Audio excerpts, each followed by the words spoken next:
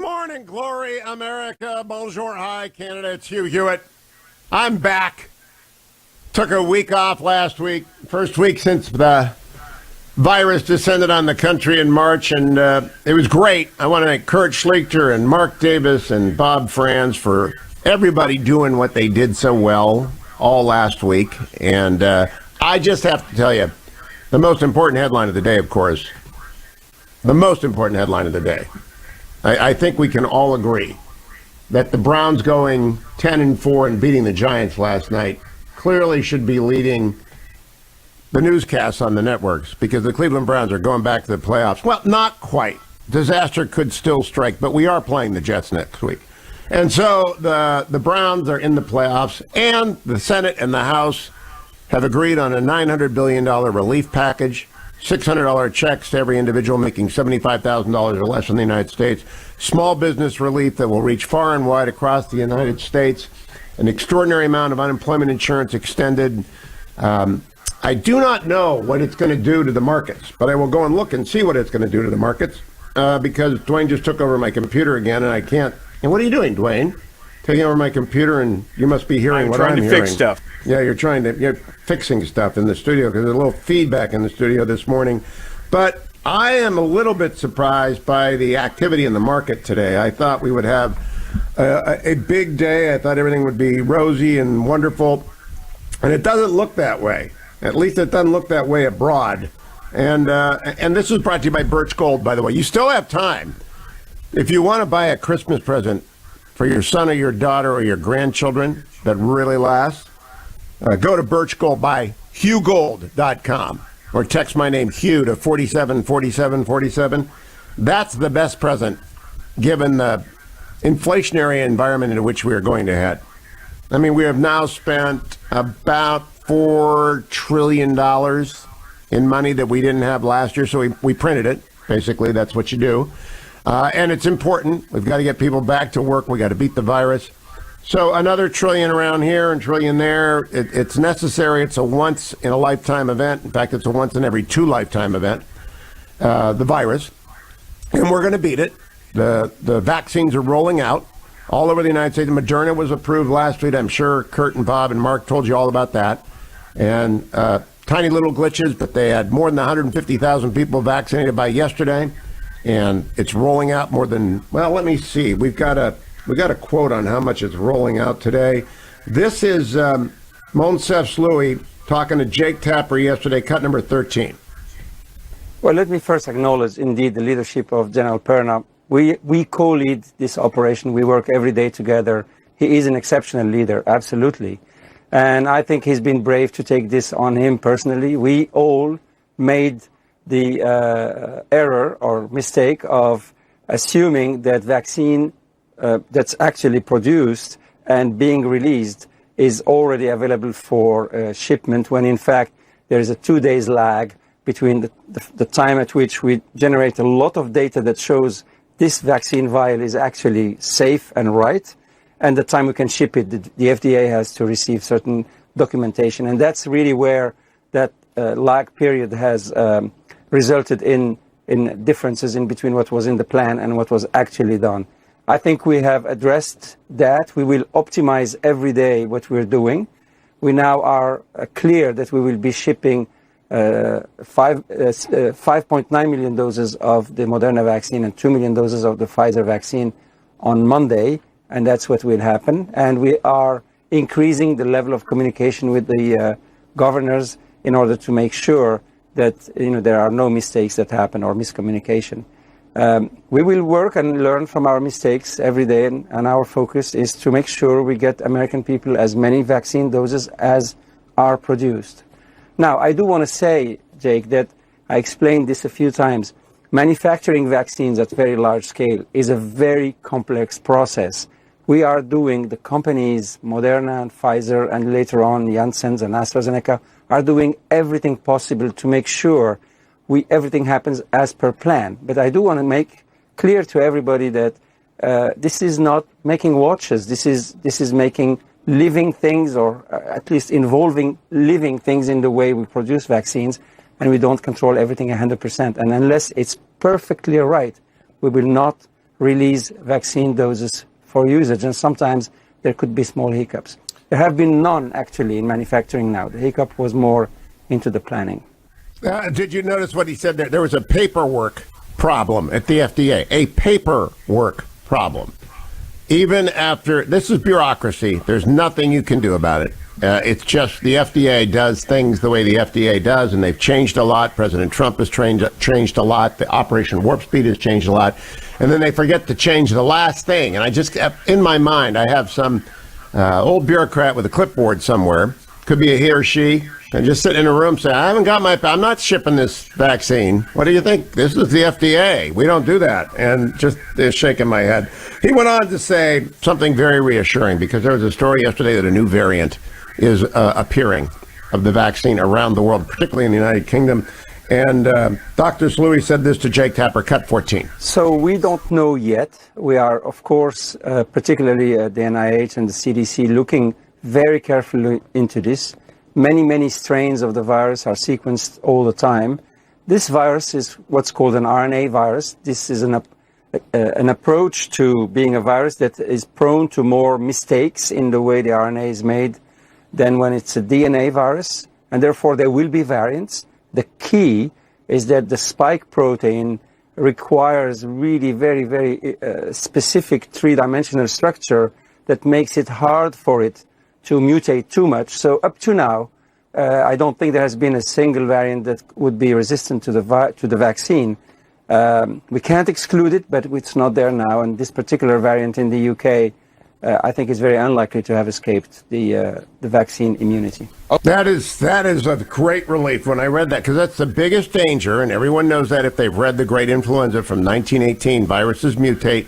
It got far more deadly over the summer of 1918 than it was in the fall. That does not appear to have happened. That's good news.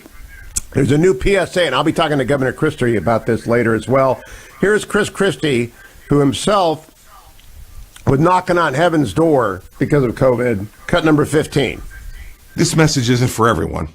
It's for all those people who refuse to wear a mask. You know, lying in isolation in ICU for 7 days, I thought about how wrong I was to remove my mask at the White House. Today, I think about how wrong it is to let mask wearing divide us, especially as we now know you're twice as likely to get COVID-19 if you don't wear a mask. Because if you don't do the right thing, we could all end up on the wrong side of history. Please wear a mask. That's Chris Christie, and that's heartfelt. I really appreciate that, and I want to play one more thing from Tony Fauci on CNN. This was an important announcement by Dr. Fauci yesterday, cut number 16. Elma's friend has a question about Santa Claus. How did Santa get the vaccine, and is it safe for him to go in the house? How can Santa Claus safely give out presents with COVID-19 spreading everywhere? How can he do it? Will Santa still be able to visit me in coronavirus season? What if he can't go to anyone's house or near his reindeer? Well, I have to say I took care of that for you because I was worried that you'd all be upset. So what I did a little while ago, I took a trip up there to the North Pole. I went there and I vaccinated Santa Claus myself. I measured his level of immunity, and he is good to go. He can come down the chimney, he can leave the presents, he can leave, and you have nothing to worry about. Santa Claus is good to go. That is the key thing for everyone to know. Good to go for Santa Claus. When we come back, we'll update you on that market situation brought to you by Birch Gold. And I may talk a little bit more about the Cleveland Browns, who are 10-4. Not many of you know this, but the Cleveland Browns haven't been 10-4. They haven't started 10-4 since 1994. They haven't had 10 wins since 2004. So this has been kind of a long wait. And we're kind of happy in WHK land and in Columbus and all over the state of Ohio. And indeed, if you're a real football fan, you've been rooting for the Browns all these years. So that's a big deal. I'll be right back, America, on this December the 21st edition of the Hugh Hewitt Show.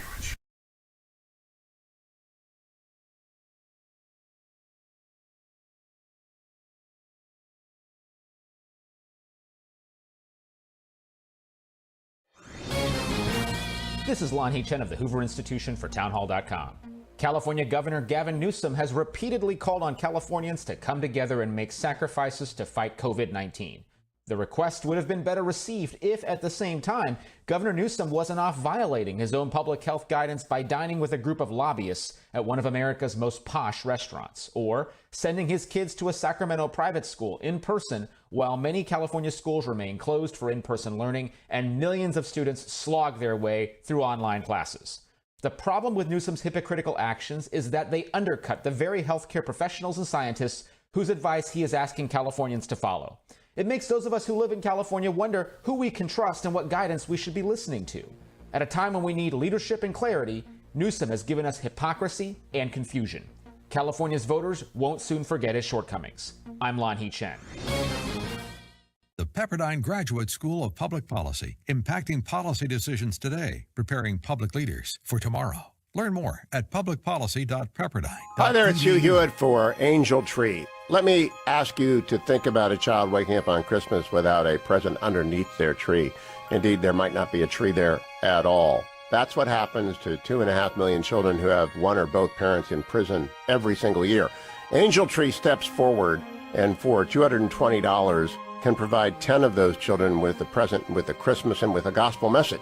So I'm partnering with Angel Tree this year, and if you go to HughHewitt.com, at the very top you'll find the Angel Tree banner to make sure that those children, as many of them as possible, get some love at Christmas, some grace of the season, the proclamation of the word, for unto him a child is born. That is what Prison Fellowship through Angel Tree does. That's what I'm asking you to do. Please go to HughHewitt.com and be as generous as you can. $220 gift gives those gifts that Christmas to 10 different children. And thank you. Merry Christmas.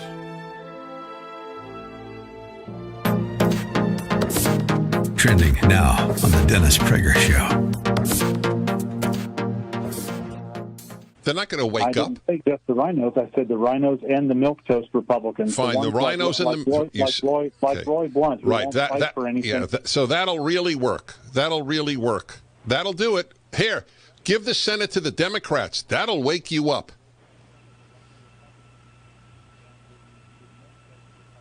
Or just keep playing the game and keep getting made a fool of. Okay, that's purely. It's an emotional response. There's nothing I could say.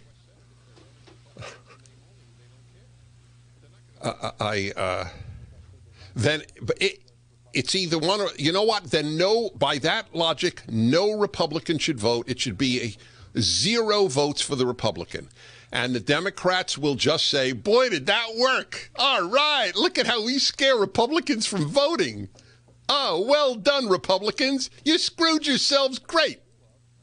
Now we have the whole country, Senate, House, presidency, because some Republicans are pissed off at the election results.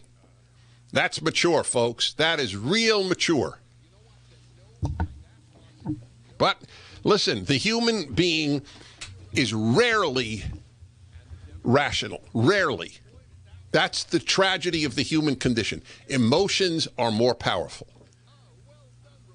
That's it. So if it's pure, it's 100% true on the left, and it is apparently to some percentage true on the right as well. These attacks on Mitch McConnell, who has done so much. I mean, I hate ingratitude. I hate it, as you know.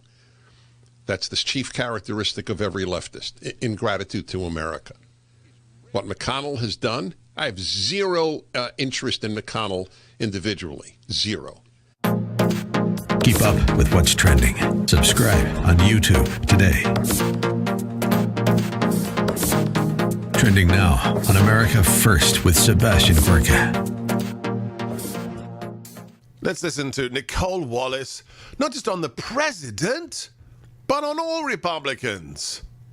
Video cut 11. I think Republicans are concerned that there just might be a little shame injected into the political system again. Under Donald Trump, they could let people go without unemployment insurance because Donald Trump didn't care. Under Donald Trump, they could let people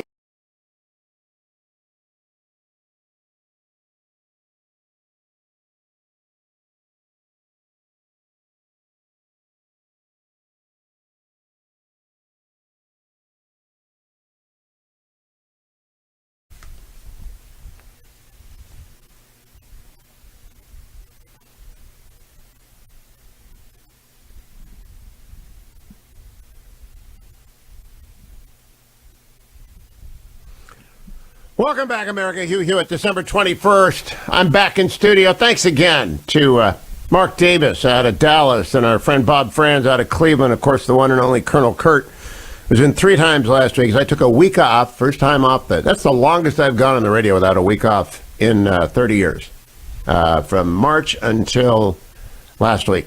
And that's not really the way you're supposed to do this because it's not good on the voice and it's not good on the overall delivery. You need to rest occasionally. And so that was wonderful. That was terrific.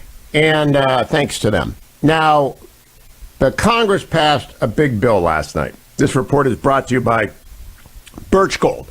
And you can go to Birch Gold right now by going over to hughgold.com. Buy some gold for your kids for Christmas. Buy a Krugerrand or a Maple Leaf. Better yet, the American Eagle for your grandson. They can't spend it. They have to save it. And it's just an absolute lock against losing it and having inflation. I suppose you could lose it. You would be kind of a dummy if you lost it. But you can't spend it. You can't walk into the 7-Eleven and buy some comic books and a Slurpee for a Maple Leaf. And today, the price of gold is at $1,877. And so if you go to hughgold.com and you text my name, Hugh, to 474747, you have time to do that before Christmas. I'll also tell you as well, they'll throw in some silver for the stockings. That they can play around with. They can flip. They can. That's a $8 or $10 silver dollar and ounce of silver. I don't know how they send it to you, but it's a little stocking stuffer as well. Go and do that. But I'll tell you, I expected different. This is why I'm not a financial analyst. Buy on the rumor, sell on the news. Well, Congress agreed to $900 billion yesterday. In fact, Mitch McConnell said this on the Senate floor last night, cut number 12. We can finally report what our nation has needed to hear for a very long time. More help is on the way. Moments ago, in consultation with our committees, the 4 leaders of the Senate and the House finalized an agreement. There will be another major rescue package for the American people. As our citizens continue battling this coronavirus this holiday season, they will not be fighting alone. They will not be fighting alone. They're going to be fighting with new checks, new assistance, new loan programs. Small businesses will be able to keep their employees, not lay off any more people. Some will be able to reopen. But overseas, the England index is down almost 3%, and in Germany it's down 3.5%. Now, that's got nothing to do with our stimulus package. That's got to do with the fact that the virus has exploded across Europe. And this goes to what I've been saying since December of last year. You can't really defend against a virus. You can slow it down, but it is the invisible enemy. It does go everywhere. It gets around everything. And there's a new variant in the UK, which is even more contagious. Stat.com put out a story on the medical effects of the virus yesterday. Very interesting. As I told you, we have the official toxicologist of the Hugh Hewitt Show sent me this. Said, read all this. And the number of variants of this disease, you really don't want to get it. And Chris Christie's right. You should be wearing a mask. But the economic effects will be mitigated and the virus will be blunted. And the 6 million to 8 million doses that are going out the door today are going to get all of our frontline workers and many of our senior care residents vaccinated, at least for the first round. And we'll begin to turn the tide here on this disease. And we already have. It's already begun to turn the tide. That is just terrific news. Let me also remind you, if you are in Georgia, go and vote today. Because Chuck Schumer said this, cut number 1. Now we take Georgia, and then we change the world. Yeah! I'm sorry, can you repeat that, Mr. Schumer? Now we take Georgia, and then we change America. Not so fast, Georgia. I know what the polls say, that Raphael Warnock is way too radical for Georgia, but you can't believe these polls. It says John Ossoff is disappearing like the phantom he is. You can't believe it. Get out there and vote for David Perdue. Get out there and vote for Kelly Loeffler, and do it today. Find an early voting place. Go vote in person today, Georgia. Do not let the Senate shift to the control of Chuck Schumer. What a disaster that would be. What a disaster that would be. Get out and vote, Peach State. Get out there and do it. I'll be right back, America, on the Hugh Hewitt Show. Portions of the Hugh Hewitt Show are brought to you in part by Prison Fellowship. Click on the Angel Tree banner at the top of hughhewitt.com.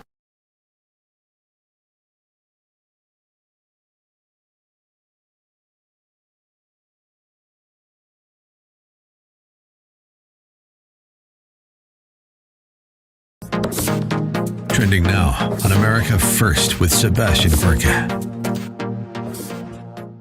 Let's listen to Nicole Wallace, not just on the president, but on all Republicans. Video cut 11. I think Republicans are concerned that there just might be a little shame injected into the political system again. Under Donald Trump, they could let people go without unemployment insurance because Donald Trump didn't care. Under Donald Trump, they could let people end up in food bank lines because he didn't care about programs to secure their. A lot of people have temporary economic crises that will be alleviated if we kill the virus and people can open up their businesses again. But Republicans don't feel pressure because of the suffering, because people have been suffering for many, many, many months. Republicans are afraid that we might reintroduce shame into the political ecosystem. And I think that what I detect in McConnell is relief. I don't think McConnell liked working with Donald Trump. I think he was craven enough to know that he could put whatever judges he wanted on the United States Supreme Court, just call Don McGahn and say, hey, do Gorsuch, do Kavanaugh next, and let's do a Hail Mary with the real right-wing lunatic. I mean, I don't think that Mitch McConnell has any distress or despair about working with Joe Biden. That was Michael Steele, wasn't it? Chortling along. Mike, that was Michael Steele. This is incredible. They're lecturing us about shame, and the former chairman of the RNC is chortling along about that deranged woman's attack on all Republicans who said for months and months and months the president didn't care. You mean specifically the 5 months that Nancy has blocked the COVID relief package? Those 5 months, Nicole Wallace? Keep up with what's trending. Subscribe on YouTube today.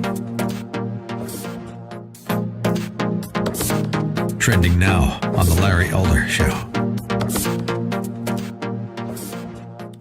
Dave is in San Diego, California. Dave, you're on The Larry Elder Show.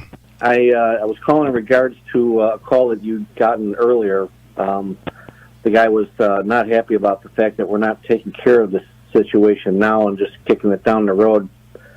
I have to agree with him 100%. We have to get this done now. There is going to be no America if we don't get this done today. What should Trump do that he's not doing already? I don't know all that he has legally that he can do. Of course, I'm not the president, so I don't know what he can do. But No, Dave. The reason I asked Dave is I hear the frustration. I mean, I get it. I hear the frustration. Whenever I say anything at all that suggests that I don't think we should secede from the union in order to keep Donald Trump in office, I get this kind of reaction. Tell me what you think he should be doing. He's not doing. The man wants to stay in office, and I want him to stay in office. I think we have yet to see his final decisions. Well, Dave, this report talks about the Republican governors, Republican legislatures in these battleground states. They can put together something. They can convene something. They haven't done it. Why? The answer is they don't want to mess with it. They don't believe that the evidence is so compelling that they should get involved. Again, you get somebody from Dominion to say, I switched the voting system. I put in an algorithm that people can manipulate. I manipulated it. That's different. Keep up with what's trending. Subscribe on YouTube today. This is Lon Chen of the Hoover Institution for townhall.com. California Governor Gavin Newsom has repeatedly called on Californians to come together and make sacrifices to fight COVID-19. The request would have been better received if, at the same time, Governor Newsom wasn't off violating his own public health guidance by dining with a group of lobbyists at one of America's most posh restaurants, or sending his kids to a Sacramento private school in person while many California schools remain closed for in-person learning and millions of students slog their way through online classes. The problem with Newsom's hypocritical actions is that they undercut the very healthcare professionals and scientists whose advice he is asking Californians to follow. It makes those of us who live in California wonder who we can trust and what guidance we should be listening to. At a time when we need leadership and clarity, Newsom has given us hypocrisy and confusion. California's voters won't soon forget his shortcomings. I'm Lon Chen. The Pepperdine Graduate School of Public Policy, impacting policy decisions today, preparing public leaders for tomorrow. Learn more at publicpolicy.pepperdine. Hi there, it's Hugh Hewitt for Angel Tree. Let me ask you to think about a child waking up on Christmas without a present underneath their tree.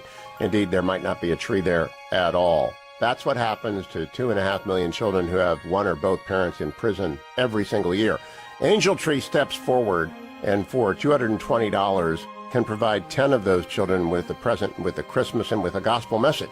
So I'm partnering with Angel Tree this year, and if you go to HughHewitt.com, at the very top you'll find the Angel Tree banner to make sure that those children, as many of them as possible, get some love at Christmas, some grace of the season, the proclamation of the word, for unto him is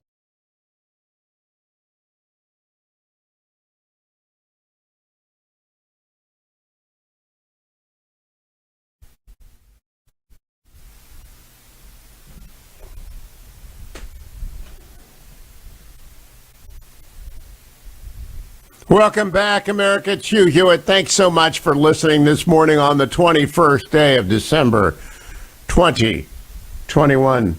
I'm doing my Angel Tree. We're in the final stretch here, right? In just 4 days, we are in Christmas. I want to urge my Angel Tree campaign to bless more of the 2.7 million children who have a mom or dad in prison. It's one of the most impactful programs Angel Tree is anywhere. Salem Radio Network caller named Tim. He phoned to say that he acted as a foster father for the daughter of a relative who was incarcerated.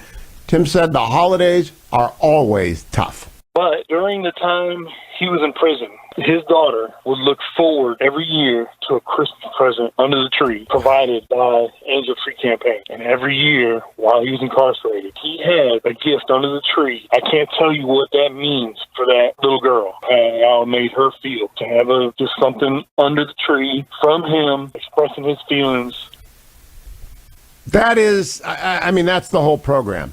I want to play that again. This is why we ask you to make your best gift to Angel Tree. And the way to do it is to go to HughHewitt.com, go to the very top, let it load. You will see the Angel Tree banner. Thousands of you have stepped up. Thank you. But here's Tim talking about he took in his niece or his nephew, I can't remember. And while Dad was in prison, Angel Tree made the connection. But during the time he was in prison, his daughter would look forward every year to a Christmas present under the tree provided by Angel Tree Campaign. And every year while he was incarcerated, he had a gift under the tree. I can't tell you what that means for that little girl, and how it made her feel to have just something under the tree from him expressing his feelings. Now you can do that, and I appreciate so much that you are doing that. Now let me go to the bill that was passed last night. As you heard Mitch McConnell earlier today, last night they agreed to $900 million. What's in that? First of all, you're going to get $600 direct deposited if you make under $75,000 a year as an individual, or a couple making under $150,000. If you're a couple making under $150,000, you'll get $1,200. If you have dependent children, they get $600 for each child. So if you got a family of 5, you're going to get $3,000. I believe that's what it said. That's what the New York Times says, at least. And it was direct deposited last time. If you got it direct deposit, you'll get it this time. If not, you'll get a tax credit, the recovery rebate credit on your taxes for next year. You will not get it if the child in your household is 17 or older. So if they're a senior in high school, you will not get that $600. I think they are eligible for it, but I don't know that for sure. Unemployment benefits are going to be juiced by $300 a week. That's going to go on for another 13 weeks. People who can't find a job, whose restaurant is closed, that sort of thing, that's in there. There will be small business loans. PPP is back. If you got PPP in the spring, you'll get it. They expanded it to more kinds of companies. I read a long list of the kinds of companies yesterday, including news companies, including bus companies, including performance venues, people who are dependent upon live admission, not-for-profits, museums, things like that. Pell Grants got more generous. The free application for federal student aid got more generous. The loan moratorium, not the loan, but the rent moratorium, has been extended on renter evictions through January 31. And you can't be thrown out. Now, this is causing extraordinary difficulties in the markets out there for rental. And so people are not leaving, they're not moving, they're not changing, they're not paying, even if they could. because, people maximize economic beneficiary, even if they're not lost their job, they're not moving. And so you see the rental markets in major cities just totally upside down because people aren't moving, and there's a lot of empty space out there. But homeowners on the verge of foreclosure, if you've got a Fannie Mae or a Freddie Mac, call our friends at Sierra Pacific, 888-1172, find out what's in it for you.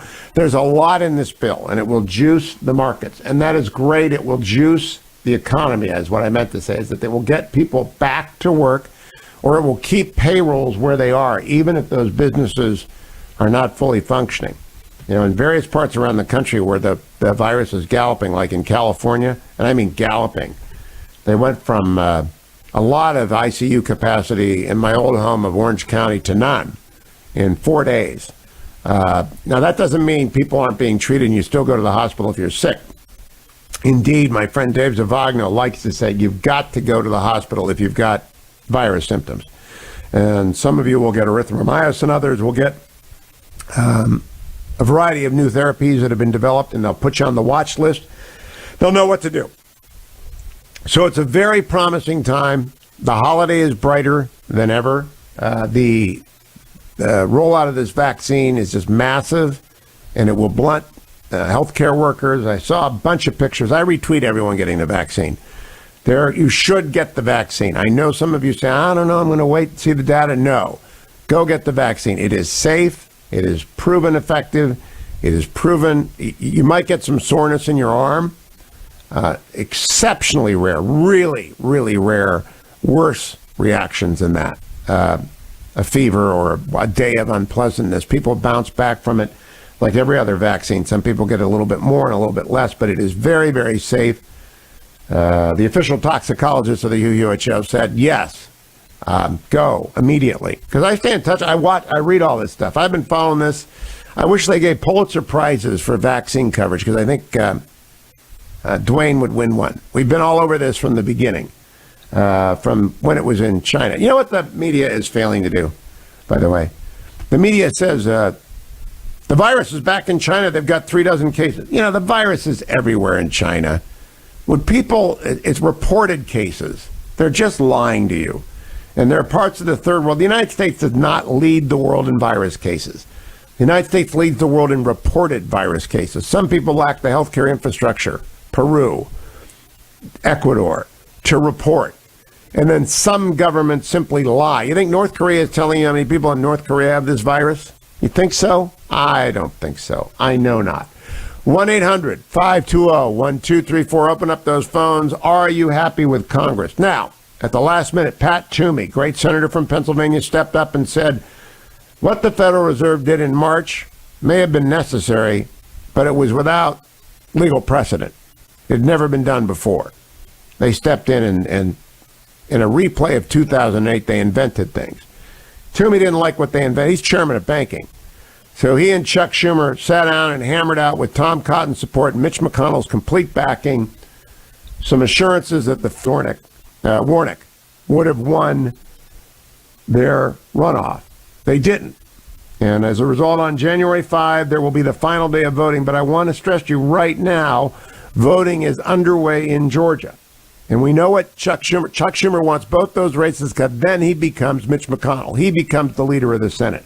And that's why he said on the election day, cut number one.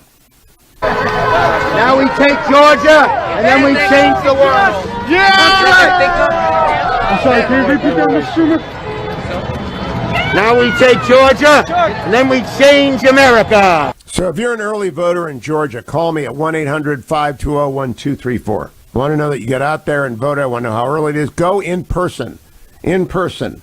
I know absentees work. We're watching them close, but go in person. And you got to stop Ossoff. Ossoff is so left-wing, he's threatening people. Cut number two. We need to send a message this year.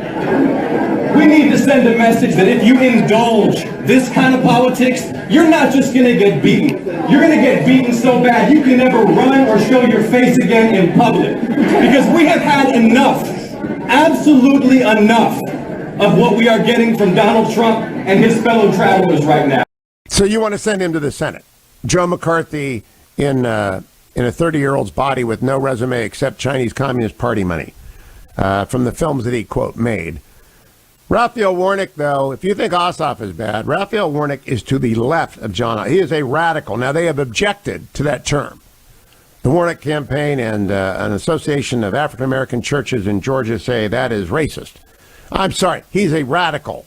Radical is not a term of color. Radical is a term of... No matter what happens next month, more than a third of the nation that would go along with this is reason to be afraid. America needs to repent for its worship of whiteness on full display this season.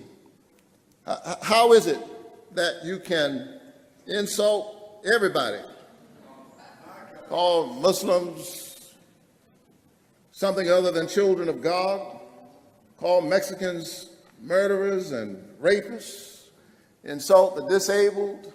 How is it you can insult everybody, but then one weekend somebody discovers in the recording that you insult those whose daughters and wives look like those who have been supporting you, and then all of a sudden we can't take it anymore. We gotta repent for the worship of whiteness. Repent for the worship of whiteness. Now, when Raphael Warnock made that sermon right before the 2016 election, I doubted he was going to be thinking of himself as a Senate candidate. But all those sermons, they posted them online. And I'm glad that Christians run for office. I'm glad we had Father Drinan, a Catholic, and he's a liberal Catholic lefty Catholic from Massachusetts. I'm not against pastors running. I'm not at all. But what they say matters. Here's Raphael Warnock in 2011, cut number 4. America, nobody can serve God and the military. That is going to shock a lot of my friends in uniform who serve God and the military. Highest calling, to lay down your life for your friend, for a fellow person. Highest calling. And then 2016, this one is the winner. Cut number 9. We pray for the people of Cuba in this moment. We remember Fidel Castro, whose legacy is complex. Don't let anybody tell you a simple story. Life usually isn't very simple. His legacy is complex. Kind of like America's legacy is complex. His legacy is not complex. He's a communist killer. Read Armando Valladares' Against All Hope. Read any of the Cuban dissident literature. Talk to any Cuban American. His legacy is complex. His legacy is of a communist killer, and his brother's a communist killer. Legacy complex. Raphael Warnock, you're a great pastor. Stay to pastoring. Do not go to politics. That is Relief Factor. I need Relief Factor after that. This is what I take. Did 6 miles yesterday, 30 last week. Why? Because you can't do anything else. Exercise. And get your ReliefFactor.com. Icarian, Curcumin, Resveratrol, and Omega. Order yourself some for Christmas. $19.95 is the starter pack. ReliefFactor.com and Honor-Bound Coffee. This is a great time to start getting your coffee from HonorBoundCoffee.com, ReliefFactor.com, HonorBoundCoffee.com. Stay tuned, America. It's the Hugh Hewitt Show.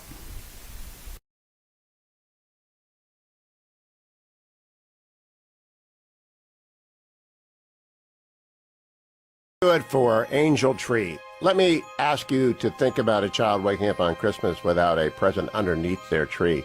Indeed, there might not be a tree there at all. That's what happens to 2.5 million children who have one or both parents in prison every single year. Angel Tree steps forward and for $220 can provide 10 of those children with a present, with a Christmas, and with a gospel message. So I'm partnering with Angel Tree this year, and if you go to HughHewitt.com, at the very top you'll find the Angel Tree banner to make sure that those children, as many of them as possible, get some love at Christmas, some grace of the season, the proclamation of the word, for unto him a child is born. That is what Prison Fellowship through Angel Tree does. That's what I'm asking you to do. Please go to HughHewitt.com and be as generous as you can. $220 gift gives those gifts that Christmas to 10 different children. And thank you. Merry Christmas. Trending now on the Charlie Kirk Show.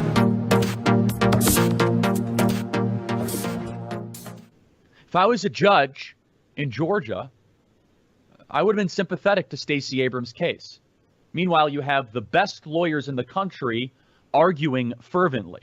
And in opposition, Raffensperger and Kemp that do not know how to fight. They don't have the spine to fight. They don't have the wherewithal to fight. They do not want it. So they got scared. All of a sudden, Stacey Abrams started to call about criminal referrals. She talked about how she's going to get the Department of Justice involved, even though there was nothing to get the DOJ involved. But if you want to mobilize the DOJ, just scream racism and the DOJ gets deployed like the 101st Airborne. You've never seen anything like it. You scream racism, they show up to Bubba Wallace's garage to tell us that a rope is obviously was not put there by the KKK lynch mob. So Kemp and Raffensperger started to get nervous. Kemp and Raffensperger then settled with Stacey Abrams. They settled. Now, this is unconstitutional. And by settling, part of what Stacey Abrams was asking for was a relaxing of the signature requirements, absentee ballots, drop-off requirements, all sorts of things that seemed just to be procedural changes. They seemed to be nothing more than just kind of tampering around on the edges. And Brian Kemp and Raffensperger said to themselves, we're in power. We don't want the DOJ to come after us. We don't want to start this huge thing calling us racists. And basically what happened is they said, all right, well, I guess we'll win Georgia by 3 points instead of 3.2 points. Keep up with what's trending. Subscribe on YouTube today. Trending now on the Eric Metaxas Show. Come on. So you're Tom Shalhoub died.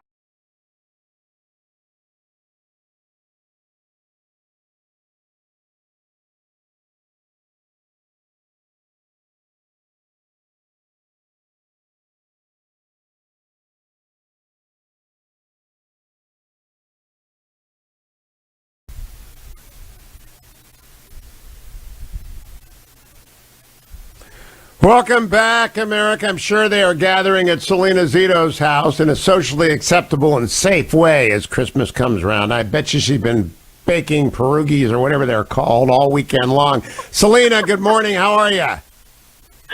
Good morning, you. How are you? Good. Am I right? Have you been in the kitchen all weekend long? Yeah, it's that time of year, cooking and baking and cooking and baking. It's pretty awesome. You got some writing in there, too, and I love this Jack Mook character. In the latest DCExaminer.com Salena Zito column, Jack Mook sounds like a saint, and he's a tough-nosed Pittsburgh detective. It sounds like the opening of a novel. I know. His story is really amazing. He's now retired from the force. You know, he's young. He retired from the force. And well, when you think 49 is young, which I do, he's also a volunteer at a boxing gym, and there's these two little boys that kept coming into his place, and then all of a sudden they stopped coming in. So he went out looking for them, and found they were like living out of the back of a truck half the time. The other time they were staying with foster parents who really didn't give a much about them. And long story short, he ended up taking them away from the foster parents, adopting them. This is a guy that was single all of his life, and changed their lives and for the better. It reminded me of The Wire. I don't know if you remember that Baltimore City gritty television show where an ex-con opened up a gym for boys on the street, and lots of them learned to box. Lots of them got discipline and structure in their lives. But Jack Mook, he shut down. He opened up Jack's Boxing after he retired from the force, and Jack's Boxing has been closed by the government. And there are, unfortunately, millions of these stories. Yeah. Millions of these stories. Yeah, that's what's really sad. This isn't, a one-off. This is going on all over the place. It's gyms, it's restaurants, it's bars, it's all kinds of small businesses. that, have gone through 1, 2, and now 3, 4 shutdowns, and they just, are barely making it. And but you're across the street from a large big box store where you see tons of people in there Christmas shopping, and you just sort of wonder about the fairness of it all, and even the logic of it all. And the big government cannot do small things well. They can only use hammers. And if all you have is a hammer, everything's a nail. So gyms, people are going to sweat and exhale, they're all shut. And those poor gyms do not operate on a big margin. They represent people's... I just can't imagine what Jack Mook has invested in Jack's boxing. I just can't. Probably everything. Yeah, absolutely. His whole entire retirement. It's sort of like that scene out of White Christmas with the inn, and he's invested all of his, the general's invested all of his retirement, and he's pushed to the brink because of circumstances he can't control. That's not White Christmas. That's Holiday Inn, Salena. The Holiday. No. Holiday Inn was the other movie. No, this is how you're talking about Holiday Inn with the general. Yeah. That's not White Christmas. Holiday Inn. So, I mean, and the same with restaurants and bars. They don't, especially small ones, they don't make a ton of money, and now they're having to spend more money to make less money, just to try to do takeout and delivery or be creative in any way that they can. And a lot of them are just shutting down, period. Are we getting a yawn out of Salena Zito? Is that the first yawn I have ever heard in years of doing the show? Did you cook all night long? Or were you up rooting for the Browns last night, Salena? Is that what you were doing? No, I didn't. Yes, I did yawn. I was cooking all night. I knew it. Do you do the basement spread? I used to go over to the Mattiotti house, and the Mattiotti house had the basement spread, which was like fall into the city of gold in the treasure of the Sierra Madre. Cookies everywhere. Is that the Salena basement? Yeah, you have to do cookies everywhere on folding tables, but you also have the ravioli and the homemade noodles. It's like an assembly line of carbohydrates. That everyone could run a marathon. Do you do wedding soup? Of course I do wedding soup. Well, my friends the Middlelows used to do wedding soup, and that's the only time I ever had. I guess I had it at the Pizzas in Somerville, Massachusetts as well. Tell people quickly what wedding soup is. Wedding soup has a chicken base, but it also has little pastinas in it, and meatballs, and spinach, and tiny chopped up carrots, and you can smell the chicken stock forever. It's an amazing. Can you just send us a picture or two of the Zito basement or the Zito card room or the Zito banquet hall, whatever it's called? I can smell it from here. Salena, good to talk to you, my friend. Follow her over at Washington Examiner. Go read her latest on Jack Mook and Jack. Prayers for you. Don't go anywhere, America. I'll be right back. Hour number 2 of the December 21st Hugh Hewitt Show is straight ahead. Portions of the Hugh Hewitt Show are brought to you in part by Prison Fellowship. Click on the Angel Tree banner at the top of HughHewitt.com.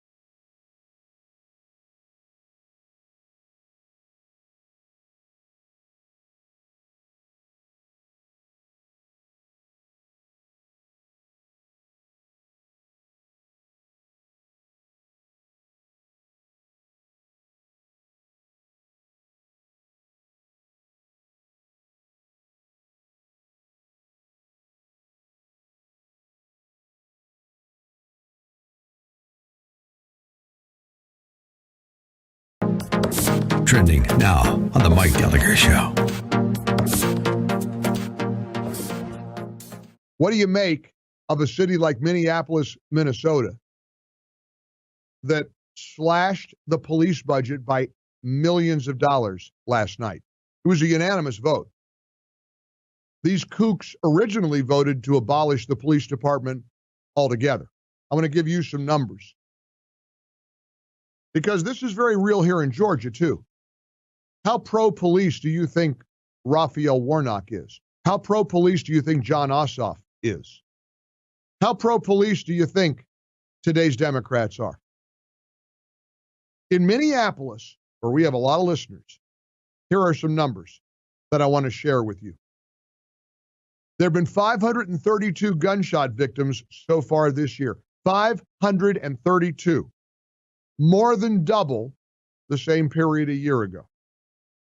Carjackings are up 331% from the same period last year. They've had hundreds of carjackings in the streets of Minneapolis. Violent crimes have surged to 5,100 crimes. And what did Minneapolis City Council do? Unanimously voted to slash the Minneapolis Police Department's budget by $8 million. Supposedly, they'll take the money and funnel it to other city services, including mental health teams and violence prevention programs, as they try to, quote, transform police. Keep up with what's trending. Subscribe on YouTube today. This is Lon Chen of the Hoover Institution for townhall.com. California Governor Gavin Newsom has repeatedly called on Californians to come together and make sacrifices to fight COVID-19.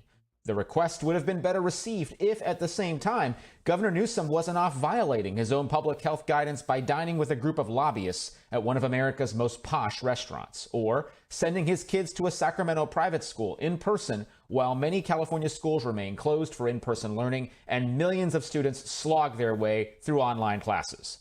The problem with Newsom's hypocritical actions is that they undercut the very healthcare professionals and scientists whose advice he is asking Californians to follow. It makes those of us who live in California wonder who we can trust and what guidance we should be listening to. At a time when we need leadership and clarity, Newsom has given us hypocrisy and confusion.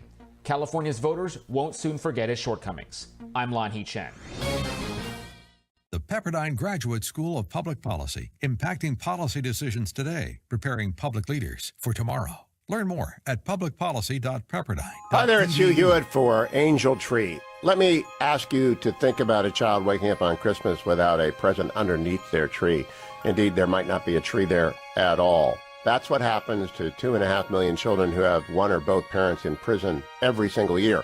Angel Tree steps forward and for $220 can provide 10 of those children with a present, with a Christmas, and with a gospel message.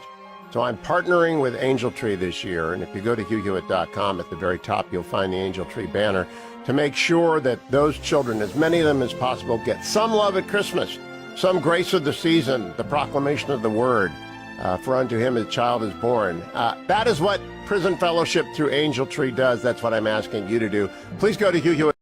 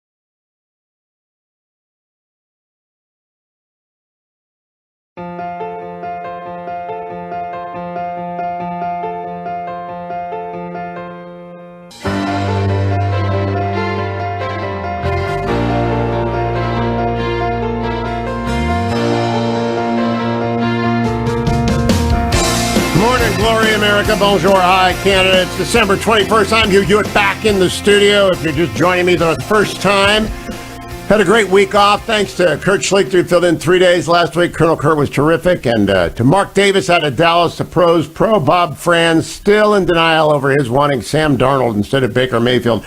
If you watched last night, the Cleveland Browns just dominated those poor New York hapless Giants.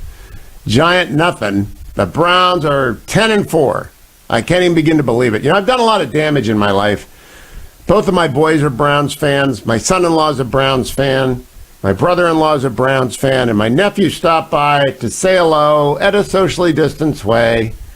And he's excited about the Browns. And I realized that this affection or infection, whatever this Browns love, has been passed to an entire... I'm like a super spreader of Browns love and passion, and all over Brownstown, which is a national deal. We're happy. John Harris of Politico joins me now. I don't know if John is a Browns fan. I don't think he's enlightened. Good morning, John. How are you? I'm just fine. Nice to hear your voice, Hugh. Are you a Browns fan, or are you a Redskin? What are you? You know, I grew up in Rochester, New York, so I have a little bit of residual Bills. Well, that's okay. They're doing great this year, and went to college in Minnesota. The Vikings not doing as well this year. I didn't know you went to Minnesota cold. Which school did you go to up there? I went to Carleton College in Northfield. Oh, you and Dwight Rabus, my law school roommate, Carleton College graduates. Very, very good school. John, tell me what you think about the deal that was done last night in Congress and what it portends for the next 2 years if the Georgia Senate seats are, as expected, held by Perdue and Loeffler. Well, I think you're quite right to link the two, right? You know, was it Lyndon Johnson who said, or was it that's just an old saying, right? But in order to make people feel see the light, they've got to feel the heat. That's exactly what went on in both parties. I think in particular, Republicans worry that Senate seats that they really need in Georgia and expect that in the natural course of things they would get were being imperiled by the spectacle of drawn-out negotiations at a time when the country's really feeling urgent that something needs to be done to help people get through this winter. You know, I everything depends on those two seats, and everything's in flux. If history prevails, I think they'll go Republican. If we're somehow in a new moment, you know, that would be a very dramatic outcome. We know that Georgia politics are changing. We don't know how rapidly they're changing. You know, I actually am not too worried about this if people just vote. Georgia is sort of reminds me of Indiana back when it elected Birchby for a little bit, and then Indiana reverted to the norm and is red, and Ohio's gotten redder, and Missouri's gotten redder. And I think Georgia is actually going to be red solidly. There was a Trump effect in the Atlanta suburbs with the suburban women again, but they voted for Perdue almost 50%, and they voted for the Republicans significantly more than they voted for Democrats, plus independents, plus Greens. And then Raphael Warnock comes along, John Harris. And unlike John Ossoff, he's never been in politics before. I don't know that he was even thinking about every sermon he'd ever given on tape and posted at his website. But now they're upset with that. What do you think about sermon clips as legitimate political conversation? You know, I don't love it. I generally think that, you know, we keep to Caesar's what belongs to Caesar, and that's politics. And it is a fundamentally secular enterprise. And even though people are going to be obviously informed and motivated by their more profound beliefs, including their spiritual beliefs. So anyway, everything's fair game, I guess. You asked me what I think about it, and so I give you an honest answer. I'm uncomfortable with it. I wasn't crazy about the Reverend Wright stuff 12 years ago, and I'm not crazy about charity. Let's explore that a little bit, because I wrote a book probably 15 years ago, either a pastor or a politician. Don't be both. Because you've got to speak truth in the pulpit, whatever you consider truth to be. And Pastor Warnock considers a lot of things to be truth that I don't, but he gets up there and he speaks what he believes to be true, and it's almost, the reason it doesn't work in politics is that you're being as candid can be in the pulpit. I don't know how we can turn our eyes away from that. That's why people have to make a choice, a fundamental choice, whether they're going to pursue a calling or a political career, because they don't go together. That's true. Well, they may or may not go together. It's also true that from the pulpit, people often speak in metaphor that doesn't easily transfer, and they believe in religious orthodoxy that doesn't necessarily translate into easy everyday conversation. Transubstantiation, right? That's not an exceptional religious concept, would be in the secular context. Well, let me bring up my favorite Raphael Warnock quote. This is from I want to make sure I get the right year, 2016, cut number 9, Pastor Warnock. We pray for the people of Cuba in this moment. We remember Fidel Castro, whose legacy is complex. Don't let anybody tell you a simple story. Life usually isn't very simple. His legacy is complex. Kind of like America's legacy is complex. America's legacy is complex, John Harris, but Fidel Castro is a communist killer. And his and Armando Valladares there's not a Cuban American walking around in Georgia who hears that and is not informed by it. The question is, should they be? I think so. It's not that hard to translate that particular clip. A lot of people on the American left believe that the U.S.-Cuban policy is misplaced, and they don't accept the view of many Cuban Americans that the Castro legacy is sort of a representative of pure evil. As you just articulated, you think it is. It's not hard to find voices on the left that say, well, wait a minit, what about literacy? What about X, Y, Z? What about medical care, the doctors in Cuba? Castro's a John, bad guy. And he's it's a pretty killer. bad place for Democrats to be defending him. He's a killer. I mean, there are tens of thousands of people who vanished in Cuba over his regime. Raul runs a police state. It's a surveillance state. It did the Marielito boat lift. Yeah, it exiles don't people in the count me as shark an infested. enthusiast, Hugh. Yeah, well, I'm just saying, he says that, and then he complains that people talk about his saying that. And I just think in America, if you're going to take a position that's radical, and that's a radical position, you can find people on the American left who are all going to wear their Shea T-shirts and be complicit in the atrocities of communists. But it's just got to be in the public domain. I mean, we cannot not talk about it, right? No one's stopping you from talking about it, Hugh. I would, my point would be that I do think there's abundant lessons from 2020 that Democrats who prevail do so with disciplined politics and a politics that's alert to some of these things that you're talking about, which is that a kind of unfiltered an unfiltered left message is often not the way to get elected in the most competitive districts. The people that do practice disciplined politics and a politics of reassurance. Yeah, that is that's interesting. Quite out of fashion. That's seen as too centrist or too accommodating or too much of a surrender by many of the most progressive people on the left. But as I look at the results, I do think that is still the right formula for progressive politicians to get elected. What I hear you saying, John, correct me, I'll give you the last word, is don't be honest.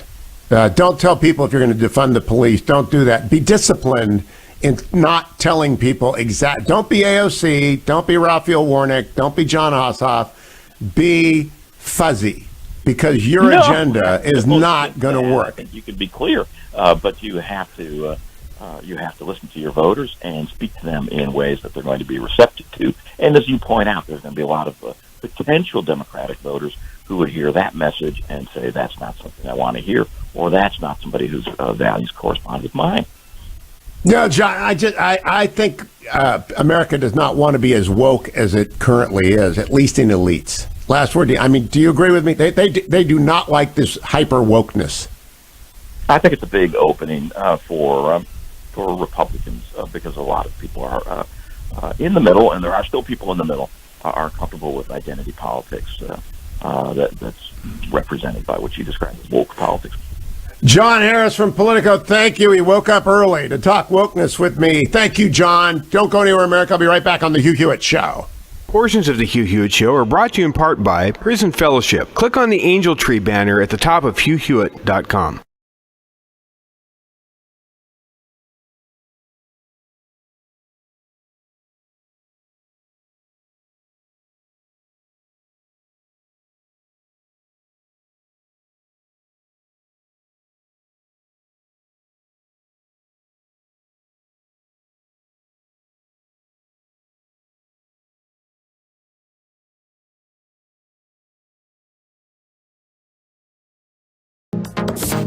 Trending now on the Dennis Prager Show. Let me understand. You have some sympathy for Georgia Republicans who won't be voting. Yeah, I do have sympathy. I can't say for sure that that's what I would do if I was faced with that choice, Dennis. But I think I understand why they feel that way, and I don't believe that it's purely emotional, like you're saying. It's not only emotional; it is destructive and contemptible. I have contempt for any Republican in Georgia who doesn't vote on January 5th. They are ruining America. Okay. They have no excuse. Dennis, I have contempt for them. Okay, if we sit down to play a game together, and I cheat, and I keep winning by cheating, is it contemptible for you to quit playing with me? Really? Do you have a Republican governor in Texas? Yeah, well, yeah, kind of. Kind of, fine. Yeah, okay. Do they have a Republican governor in Florida? How did any Republicans win? Are you telling me that everywhere that there is an election now, there is no chance of a Republican winning? I'm saying anytime the Democrats want to flip their switch, they know how to flip it now, and there's not a whole lot of so if you believe that, then every Republican should boycott the election and allow two Democrats to get the majority for the Democrats in the Senate, right? Be consistent. Why should anyone vote? Why should one Republican vote? That is precisely what they're saying. And I know it's what they're saying, and they're fools, okay? They're fools. They should monitor the elections to the best of their ability. They should video everything. Everything should be as transparent as possible. I will not give up the Senate without a fight. It's pure emotion, what you're saying. Keep up with what's trending. Subscribe on YouTube today. Trending now on America First with Sebastian Gorka. Rachel Maddow with her latest incarnation of clickbait of the televisual variety. Video cut 10. We haven't seen somebody leave office since Nixon who potentially was looking down the barrel of serious prosecution for multiple felonies. And Trump... CNN is reporting today that one of the people Trump's considering pardoning is not only himself, but Alan Weisselberg, who is the top financial guy at the Trump Organization. If the president pardons the top financial guy at his own business on his way out of office, it is worth contending anew with the threat to the Republic of having a felon in the White House. Right. Because a man whose son is in bed with communist China and who just willy-nilly emails requests for $10 million from Chinese tycoons. That's fine, right? And who are those sources who are talking to you about the pardons for members of the Trump Organization? Are the same sources that sold you that we have his tax returns blockbuster that do you remember what she did? For 41 minutes, she teased the tax returns. Only then, in the last segment, she must be really in trouble if you have to tease something. Teasing something over one break, yeah, that's kind of like radio, TV. You do that. Stay tuned for.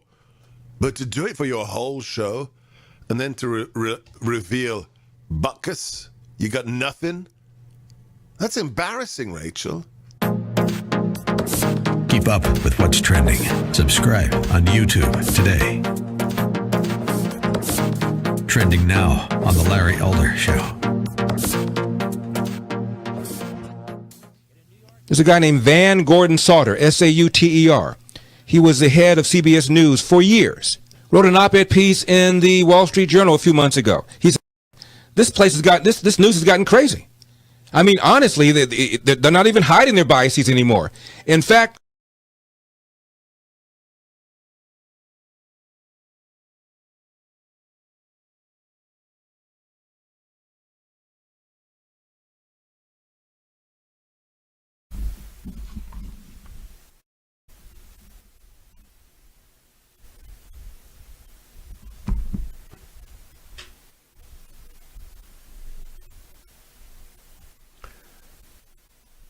do you need some inspiration, America? Good morning, it's Hugh Hewitt. Do you need some inspiration?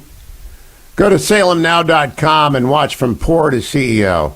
It's the inspiring, uplifting story of Herman Cain. He's a great American. Herman and I did some time together on the 2012 campaign trail.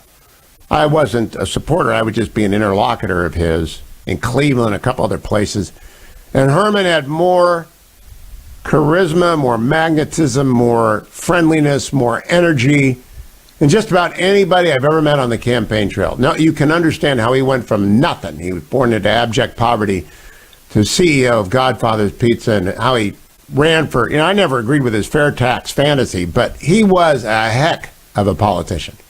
And he was a wonderful man. And now there's a great new movie about him, From Poor to CEO. And it's at salemnow.com. Just use my name, Hugh. You'll get the 20% discount on it. And or you can get the on-demand viewing for $14.99. You can get the DVD and the on-demand viewing for $29.99. And if you have a fond memory of Herman Cain, you'll love this movie. Speaking of movies, though, Tom Cruise kind of lost it last week. This is what happens when it kind of is the government to you vis-a-vis COVID right now. He's making Mission Impossible 7. And everyone is coping with a lot of stress. And this is a reminder to everyone with a public profile. You cannot lose your cool. Here are a couple of guys on set closer than 6 feet to each other, working on a movie that's under a deadline, and Tom Cruise just loses it. I want to play it for you as an admonition to keep in mind that prudence and control and moderation in everything, including criticism. Play Tom Cruise. You're back there in Hollywood making movies right now because of us. Because they believe in us and what we're doing. I'm on the phone with every studio at night. Insurance companies. Producers. And they're looking at us and using us to make their movies. We are creating thousands of jobs. I don't ever want to see it again. Ever. And if you don't do it, you're fired. And I see you do it again, you're gone. And anyone on this crew does it. That's it. And you too. And you too. And you. Don't you ever do it again. That's it! No apologies. You can tell it to the people that are losing their homes because our industry is shut down. It's not going to put food on their table or pay for their college education. That's what I sleep with every night.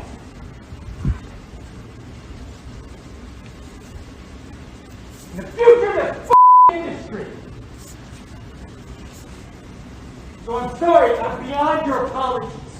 I have told you, and now I want it. And if you don't do it, you're out. It goes on and on and on. You know what he doesn't do? He doesn't explain that China let this virus escape and that the Chinese Communist Party has shut down the movie industry because he needs the Chinese Communist Party to show his movie. That's what he yells at two technicians, two little people. He won't say a word about Xi Jinping. He will yell at the little people. He will swear. Talk about hostile work environment. That was the real Tom Cruise. That was it. Not bouncing on Oprah's couch. Not smiling on the red carpet. screaming obscenities at computer specialists because they're not standing 6 feet apart. Have you seen anyone in Hollywood, anyone at all, mention that the Chinese Communist Party have 1 million Uyghurs in concentration camps? Have you seen them say anything at all that might compromise their box office in the PRC? The NBA doesn't do it. Movies don't do it. Television doesn't do it. That is why I have trouble with Tom Cruise losing his mind on set and not being rebuked for it. I'll be right back. Jerry Hendricks is next. We need the Navy because of China.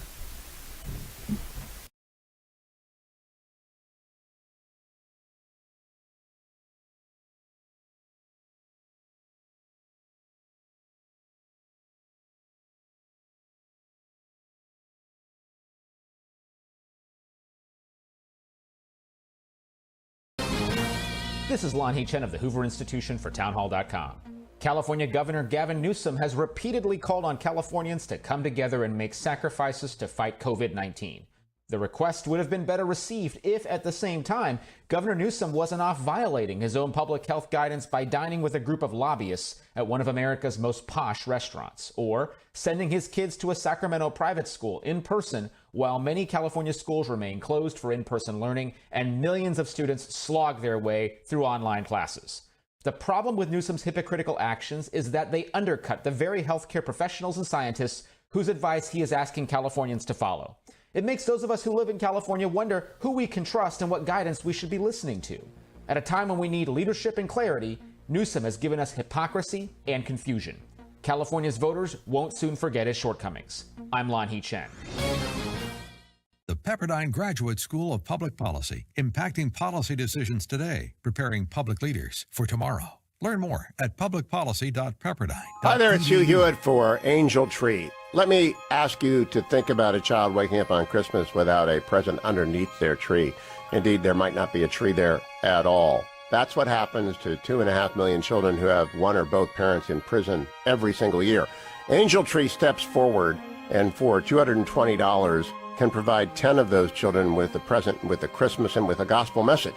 So I'm partnering with Angel Tree this year, and if you go to HughHewitt.com, at the very top you'll find the Angel Tree banner to make sure that those children, as many of them as possible, get some love at Christmas, some grace of the season, the proclamation of the word, for unto him a child is born.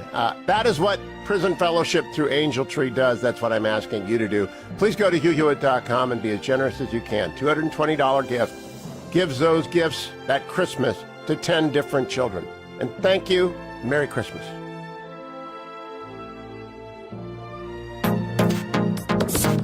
Trending now on the Eric Metaxas Show. But the fact that our leaders, that we've elected people like Cuomo and de Blasio and other folks like that, and they really don't get this. You'd think that they'd be responsible since they're, taking oaths and things, that they would understand this, but they don't get it either. I would also, I've seen a lot of people in the private sector, and I love them. They're heroes.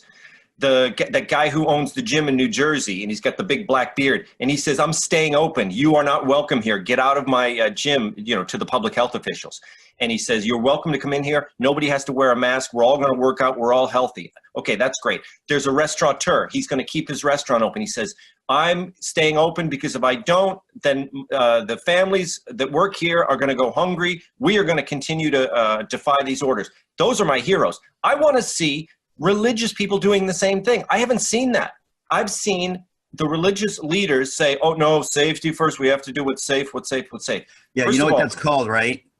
Cowardice. Safety, it's one of these things. We read about it over and over again. If you keep threatening death, people say, "Oh, okay, I'll do what you say. We don't want anyone to die." People are dying every day. Every one of us will die. So it becomes silly because there are people dying because of the lockdown. There are people dying because they don't have the fellowship that they get in church every Sunday, which blessed them and fed their souls week after week after week. Leaders in some of our states and cities, they utterly do not understand this. And that's why we need folks like you to talk about it. So thank you. Continue. Keep up with what's trending. Subscribe on YouTube today. Trending now on The Charlie Kirk Show. So what happened back in 2018 is Brian Kemp, who made all these wonderful promises about being this rock star conservative. We've aired his ridiculous advertisement many times here on this program. And he takes office. Stacey Abrams never concedes. Now, she never conceded, not out of vanity, because that's how we mocked her. But instead, she was up to something else. She was up to a legal claim and a challenge to change the Georgia voter rolls. So she got advice from some very wise and capable lawyers who told her, do not concede under any circumstances whatsoever, similar to kind of what Hillary Clinton said. We're going to go raise tens of millions of dollars for you to go sue Kemp and Raffensperger. Now, the lawsuit was pretty well put together.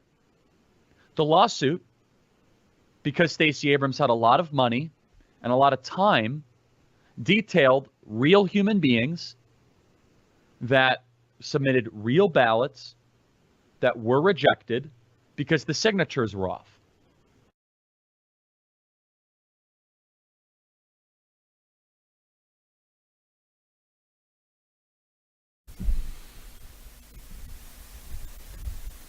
Welcome back, America. Hugh Hewitt. If you love the Navy, if you follow military affairs, if you're worried about China, if you care about the United States, then you ought to get this new book that I'm holding in my hand if you're watching on YouTube, if you're watching on the Universe, To Provide and Maintain a Navy, Why Naval Primacy is America's First Best Strategy by Jerry Hendricks, Hendrix. You've heard him before. Captain Hendricks retired. United States Navy is also Dr. Hendricks, historian, sadly a Purdue fan, and nevertheless a friend. And he has written a timely and necessary, short, compact, and for everyone, even Steelers fans, even Florida Gators fans will understand this book. Jerry Hendricks, good morning. How are you? Good morning, Hugh. I'm doing just fine. How are you? Good. Do you think Gators fans will understand this book? Well, at least one will, I think. Well, okay. I'm not even sure about that, but I am so impressed with this book because it does what I always say people have to do. It knows its audience. Tell people who your audience is here. Well, I'm trying to get to the policymaker, the decision maker, and I'm trying to give a coherent story about why navies are important and why the U.S. Navy is particularly important at this time, and sort of give the strategic reason why it's important that we grow and that as a nation, as the United States, that it sort of pivot to a naval strategy, leading with the Navy as it looks at these two rising great powers, China and Russia. You know, I might start assigning this in my con law classes, not because you quote the Constitution in the title, but because you understand the rise and fall of great powers and the ebb and flow of history and what they have to do. And I'm going to divide our conversation about To Provide and Maintain a Navy, your new book, into two parts. We'll do another part next week. This part is about the first half of the book. And actually, I want to begin with the foreword because it's by a legend. It's by John Lehman. Now, again, can you explain for the Steelers fans out there who John Lehman is and why that will, everyone walking by and forward by John Lehman will pick it up? Well, I mean, Secretary Lehman, I think, is probably the most preeminent Secretary of the Navy in the modern era, essentially the post-World War II, after the Department of Defense is formed. If you look at, I think there's 27 or 28 Secretaries of the Navy, he has to be ranked number one out of all of them in terms of his impact upon not only the Navy, but impact upon national policy. He served during the Reagan administration. He served 6.5 years during the Reagan administration. And he grew the Navy by essentially 84 ships. He came in, the Navy was down around 500 ships. He got it up to 592 ships during his time there. But more importantly, John Lehman gave a coherent strategy, the maritime strategy, the 1986 document, that everyone looks back and says that is the gold standard. That not only grew the Navy, but explained why it was important to grow the Navy. And Lehman came at that because he understood it. One, he's a naval officer. He was in the reserves. He flew A-6 intruders as a naval flight officer. And prior to that, he also worked for Henry Kissinger in the White House on the National Security Council staff.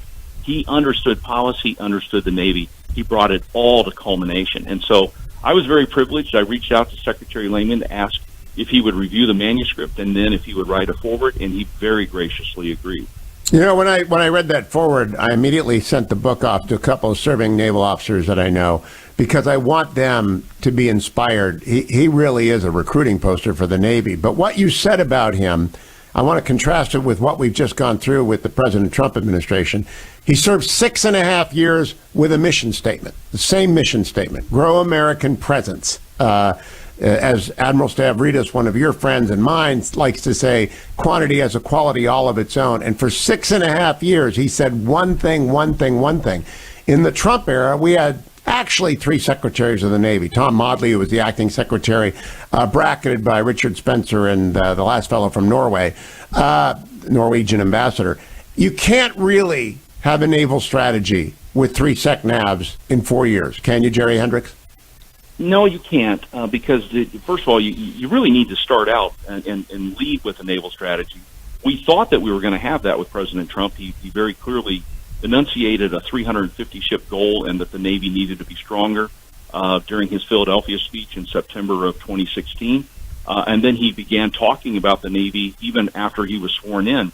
But we never saw that translated into the Department of Defense, first with the Secretary of Defense, who wanted to emphasize readiness and maintenance more than growing the force, and then a Secretary of the Navy who sort of got caught up in personnel and process over the first 3 years rather than focus on growing the force.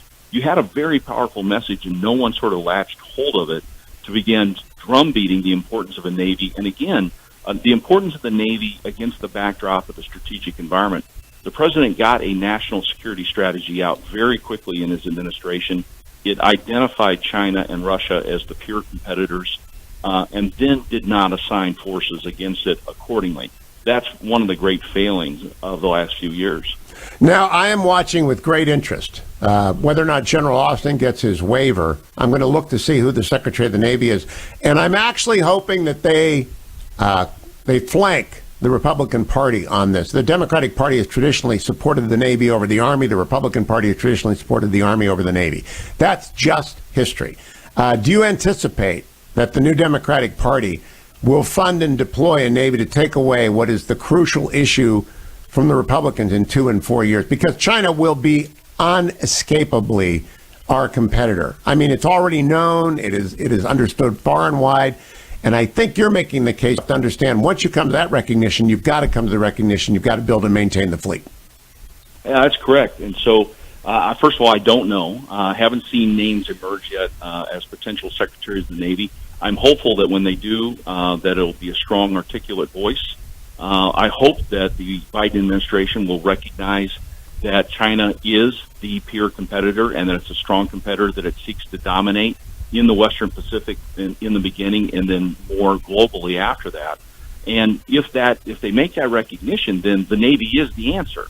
And so it'll take a person, who recognizes credentials, understands the process of growing a Navy, and is willing to become the ambassador of the Navy to Capitol Hill and to other power centers to be able to go out and advocate for that. I'm not sure if that's going to happen. I've heard 2 different types of voices coming out of conversations amongst colleagues from the left. Some are actually talking about cutting the size of the military and cutting the size of the Navy. Others are sort of let's need to level the force. That being said, if it's a level budget, I hope it's still a budget that allows the Navy to grow and that it recognizes, as General Milley, the chairman of the Joint Chiefs, has recently recognized, that other services will have to take a haircut, as we say, in order to fund a larger Navy going forward. It's the right strategic decision. Now, Captain Hendricks, what I greatly appreciate about your book is that you do not presume anything not in evidence, which is a problem that a lot of navalists and strategists do for amateurs like me. They just assume we know about freedom of the seas and how it replaced freedom of the land or control of the land. They just assume people understand how much is water and how much is dirt. They just assume everything, but you don't. But you also don't get bogged down. I love Dreadnought. It's one of my favorite 10 books in America, and that I've read in America in the last 10 years by Robert Massey. You quote it. I love that. But I can't assume everyone has read it. So you have to summarize it, and you very methodically take people through about 2,000 years of Navy history so that they can understand where we are in 2021. Yes, and I thought that was important. All too often, and I'm guilty of this myself, most navalists tend to write about the number of ships that are required and then perhaps the composition inside that number. How many frigates versus how many destroyers, cruisers, aircraft carriers. But we sort of gloss over the underlying foundational argument, which is, why do I need this Navy at all? And what we've seen is that, the global economy has grown tremendously over the last several hundred years. And that has grown because of the amount of goods that are traveling upon the seas, going from places where they can be made cheaply or mined cheaply to places where they can gain a greater amount of income. And ships can haul materials at so much more efficient rates than rails or roads. And so that's why you've seen this global economy grow. We have an $87 trillion global economy, and 80% of that economy by volume travels by the sea, 70% by value. And I think it's 16% of the economy is actually in the digital economy, and 95% of that economy actually travels by undersea cables. And so how can that economy grow? It grows based upon the assumption that the sea is safe for people to make investments like laying cables or building ships in order to transport goods. And unfortunately, and this is the point that I wanted to raise, is that in recent years within my professional life, we have begun to see the condition of the stability of the sea degrade. As piracy has begun to grow, as rogue nations have sought to change the rules and norms by which the free sea is governed in order to change it to make it more in according with their authoritarian wishes. And so I wanted to lay this foundational argument about how we got to the idea of the free sea, which comes from actually a legal case by a Dutch jurist in 1609. That was fascinating, by the way. I didn't know the specifics of the case, and I've been teaching Grotius forever, but I didn't know the specifics of the case. Yeah, and so understanding that case, which deals with the Dutch who had seized a Portuguese ship, and the Portuguese came back and said, we need the value of that ship back. And Grotius actually loses the case for his client. He loses the value of the ship, but what he gains is recognition that the sea is free and that the Portuguese claim of a monopoly over all shipping in the East Indies is moot. And so I thought that was important to understand how we got to the idea of a free sea, because the free sea is foundational to the understanding of freedom. We are a freedom people. I like to say that again and again and again. And a freedom people depend upon a free sea. The Athenians depended upon a free sea in the Mediterranean. The free sea is everything, and the only way we guarantee that, because it's so valuable, people want it, and only free societies can defend it. And so, do you have optimism? And we'll come back and talk about the specifics of the Navy next week, Jerry Hendricks, as we talk about part 2, to provide and maintain Navy. Do you have optimism that Republicans and Democrats will fund the Navy in the next year at a level consistent with a free sea defense? I do have optimism because there seems to be a national consensus growing that China is the threat. And that consensus is approaching sort of what we found in the 1950s, that the Soviet Union was a threat. And then the nation rallied around that threat and said we need to appropriately fund the military, and they did. We are beginning to see our conversations with national leaders now, both sides, talking about the importance of the Navy in facing this threat. And so I'm hopeful that that consensus will continue to grow and that it will influence the Biden administration and decision makers on the Hill, and that we will see a net uptick in the size of the Navy, in line with the president's recent Navy building plan that just came out here about a week and a half ago. I'd like to see something like that continue and move forward as a national consensus of both parties. To provide and maintain a Navy. To provide and maintain a Navy. I'll say it one more time. To provide and maintain a Navy by Jerry Hendricks at Amazon now. Go and get it. We'll talk more with him next week about what it should look like. but boy, do we need it. Thank you, Jerry. Thank everyone out there as well for signing up for ReliefFactor.com. I did 30 miles last week. I'm in pretty good shape. That's because the shutdown means what else are you going to do except trundle, walk, run, do something. You might be a Peloton person, but whatever it is, if you've upped your exercise, you've got to up your ReliefFactor.com. And please don't forget Honor Bound Coffee, the subscription service that gives coffee to you and all the profits, 100% of the profits, to charities that support the military. HonorBoundCoffee.com. It is really the best way to drink your brew in the morning and know that you're supporting military families across the United States of America. Go and subscribe today. HonorBoundCoffee.com, HonorBoundCoffee.com. I'll be right back, America, on the Hugh Hewitt Show.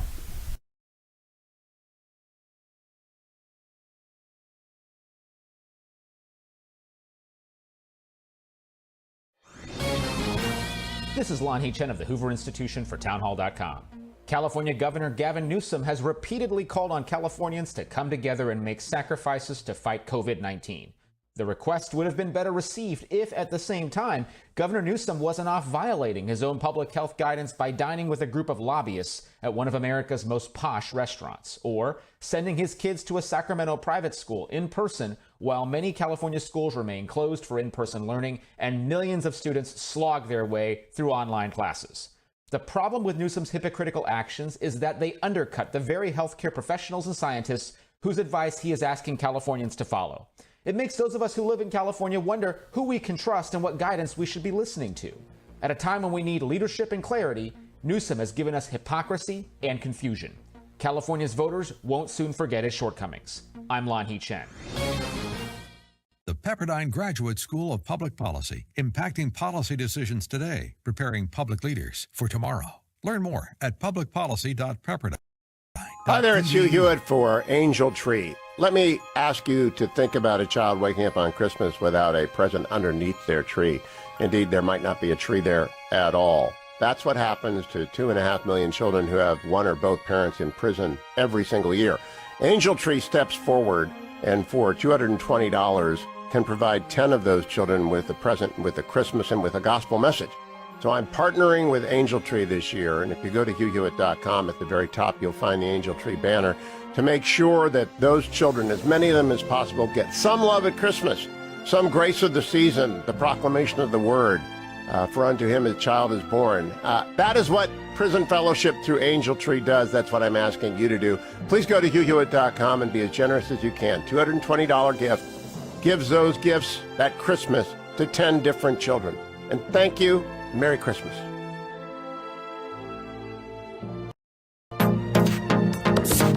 Trending now on the Dennis Prager Show. They're not going to wake I up. didn't say just the rhinos. I said the rhinos and the milquetoast Republicans. Fine, the rhinos and the Roy Blunt. Right. So that'll really work. That'll do it. Here, give the Senate to the Democrats. That'll wake you up.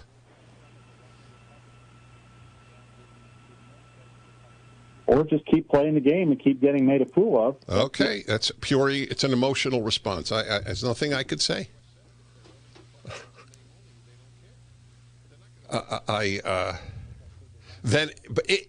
It's either one or, you know what? Then no, by that logic, no Republican should vote. It should be a 0 votes for the Republican. And the Democrats will just say, boy, did that work. All right, look at how we scare Republicans from voting.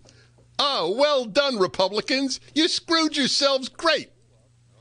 Now we have the whole country, Senate, House, presidency, because some Republicans are pissed off at the election results. That's mature.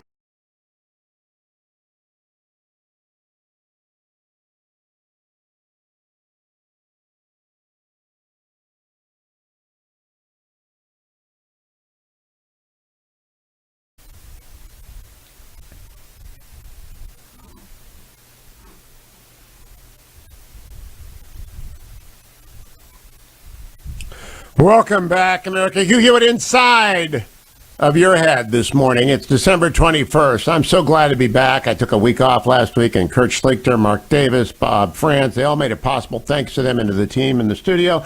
So glad to be back with you. 1-800-520-1234. Remember, Georgia, you can vote now, and you need to go and vote for David Perdue and Kelly Loeffler today, not tomorrow. It's Christmas week. You can't do a lot of shopping this week except online. A lot of stores are closed. I understand that.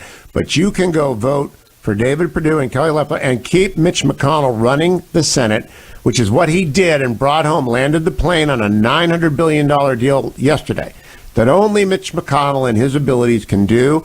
If it had been Chuck Schumer, it would have been $2.2 trillion instead of $900 billion.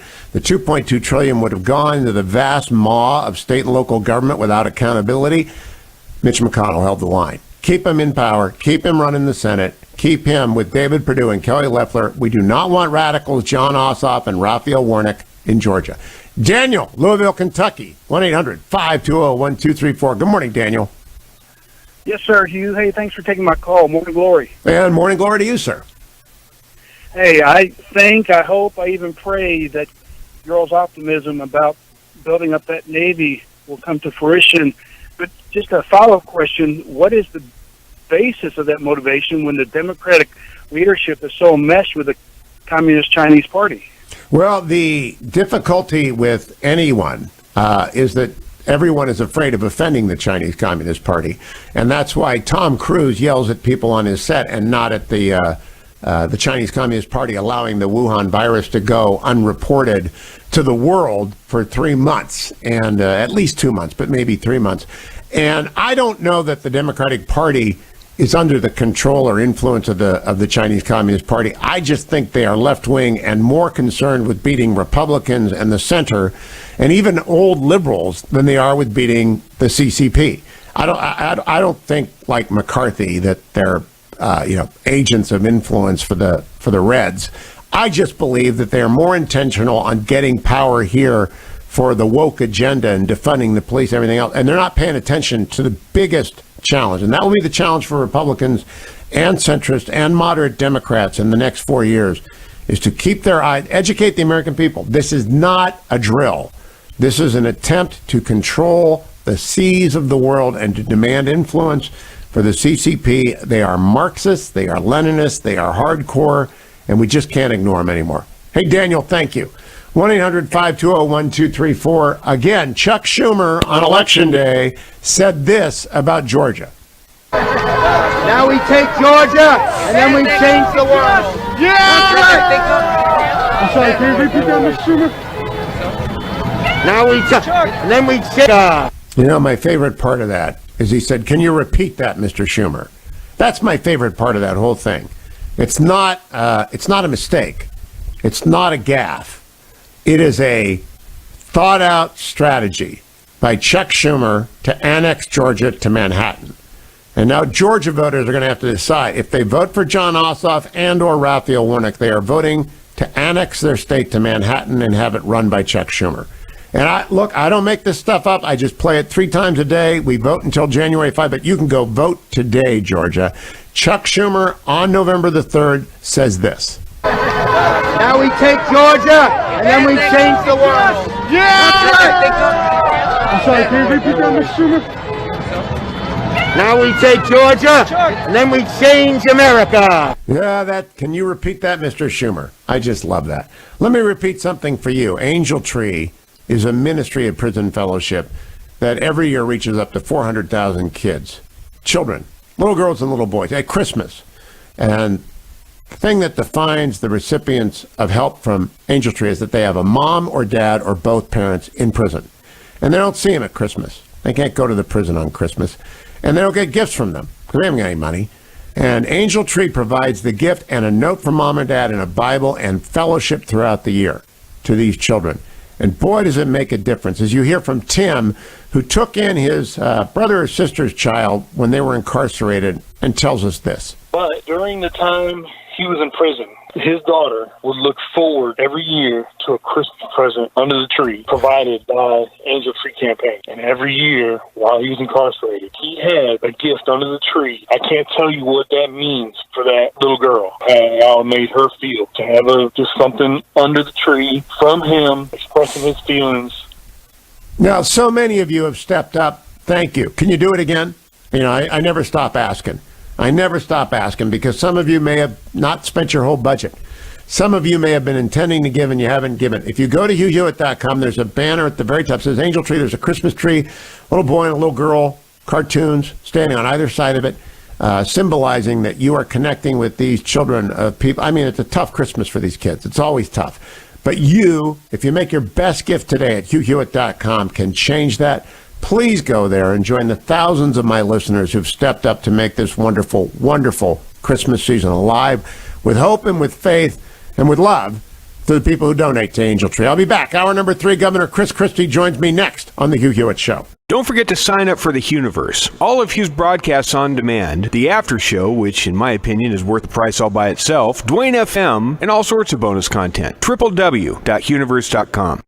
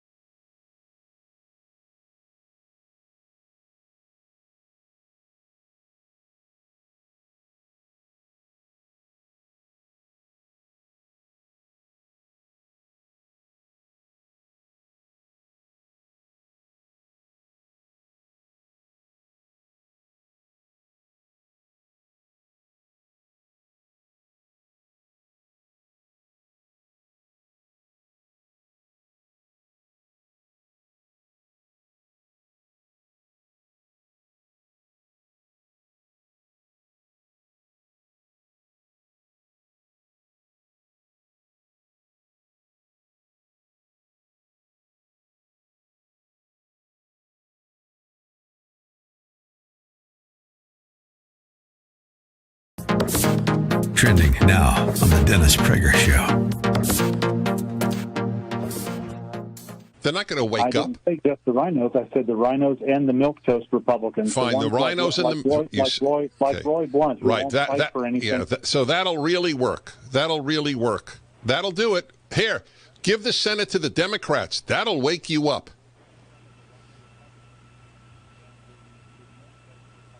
Or just keep playing the game and keep getting made a fool of. Okay, that's pure. It's an emotional response.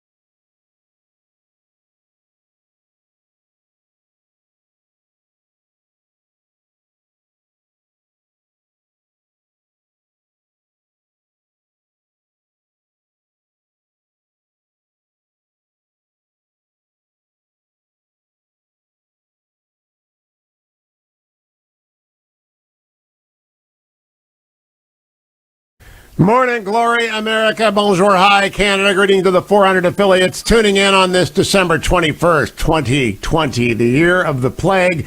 I'm so pleased to welcome back Governor Chris Christie, a frequent guest during the campaign of 2016. He's been back a few times since then. Good morning, Governor. Congratulations on your recovery. It's so good to see you back. I'm going to play your PSA here in a minute, but so good to have you back on the air. Hugh, great to be back with you. Thanks for having me on, and it's great to be here. Before I go to the PSA, I want to talk about that, but I got to ask you, you describe yourself as a secondary Jets fan. They managed to win a game yesterday and lose their number one draft. I mean, are you a little despairing over the Jets' inadequacy at even losing? Yes, they can't even screw things up successfully. Hugh, it's incredible. It's incredible, and to beat the Rams and Sean McVay, who's supposed to be a football genius, you have to lose that title if you lose to this New York Jets team. Well, the Browns are playing the Jets next week. I need the Jets to revert. I need them to go back to being what they were. Oh, don't worry, Hugh. They will. Don't you worry.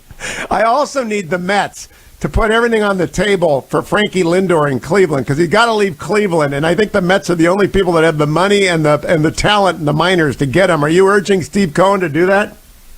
I am not urging Steve Cohen to do that, Hugh. This is where we part company. I don't think we need to make those kind of trades. I don't want to trade some of our young talent in the minor leagues. I want to use the money the Mets now have to be able to pick up some good free agents and move from there. They've got the endless. I mean, they could sign Frankie for 10 years. He's the greatest personality in baseball. He could well, we'll leave that aside. Let me play, Governor Christie, the PSA that I saw for the first time yesterday that you recorded, and let's talk about it. Let's play it, Dwayne. This message isn't for everyone. It's for all those people who refuse to wear a mask. You know, lying in isolation in ICU for 7 days, I thought about how wrong I was to remove my mask at the White House. Today, I think about how wrong it is to let mask wearing divide us, especially as we now know you're twice as likely to get COVID-19 if you don't wear a mask. Because if you don't do the right thing, we could all end up on the wrong side of history. Please wear a mask. So, Governor, that is straightforward, it is powerful, and you've been there and done that, and you don't want anyone else to go through what you went through. Absolutely right, Hugh. Listen, for 7 months, I wore a mask all the time, washed my hands 10 or 12 times a day, socially distanced, and I stayed healthy. For 4 days in the White House, I let my guard down because I thought I was in a safe space. And what I learned was there is no safe space from this virus in this country right now. And if you get that disease while you're standing in the White House where everybody was getting tested, it means you can get it anywhere. So I want people to learn from the mistake I made in thinking there was a safe space. Now that these vaccines are getting out there, we see light at the end of the tunnel. Thank goodness for the extraordinary pharmaceutical industry we have in this country that was able to get that done. But let's not let our guard down. Let's put masks on. It is not the ultimate sacrifice to be asked to make as Americans. Lots of other Americans have sacrificed much more to save lives, and I want people to learn from my mistake. It was a mistake for me, and I wanted to admit it and let people learn from it, so hopefully we can save some lives.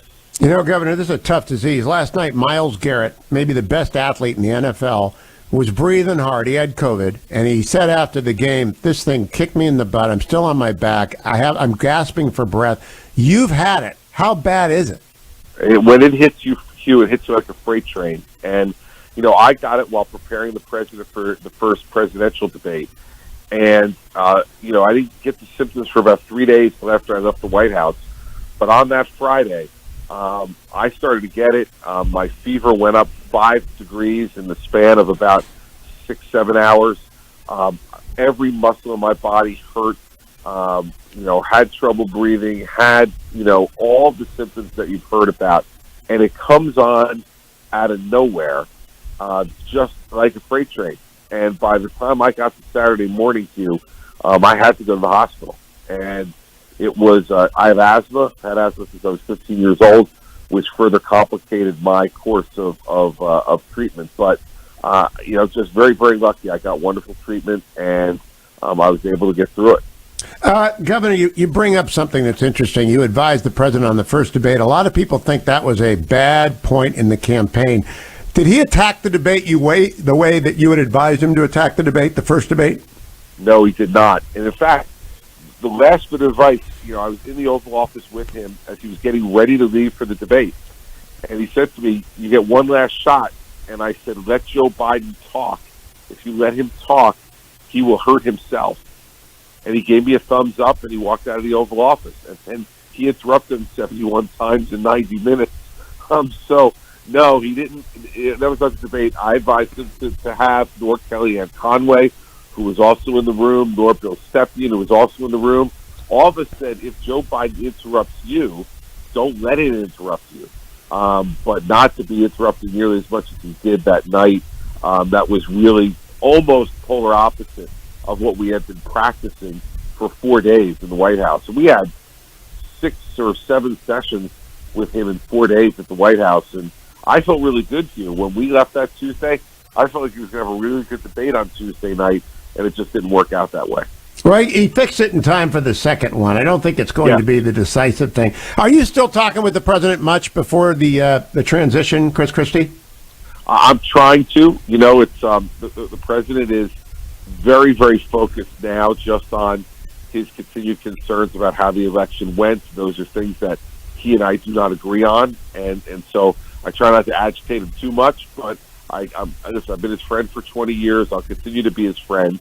But on this one, we have a fundamental disagreement. Will you advise him to attend the inauguration of President-elect Biden? I think he should. I think these type of rituals and traditions and norms are important in our democracy, but I'm doubtful that he will. Have you discussed it with him? I don't want to talk about that. I just want to say my impression is that I'm doubtful he will, but he's Donald Trump, which makes it very unpredictable, so you never quite know. Why is it unfortunate if he does not attend?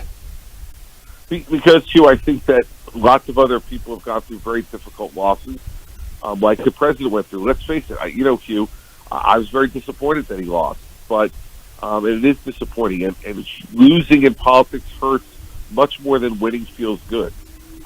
It's just a fact. But Al Gore sat there in 2000. That was a very, very difficult loss and a much closer loss than this one. Hillary Clinton sat there 4 years ago. When you go through the years, George Bush, 41, sat there after losing a 3-way race to Bill Clinton, where Bill Clinton didn't get anywhere near a majority of the vote.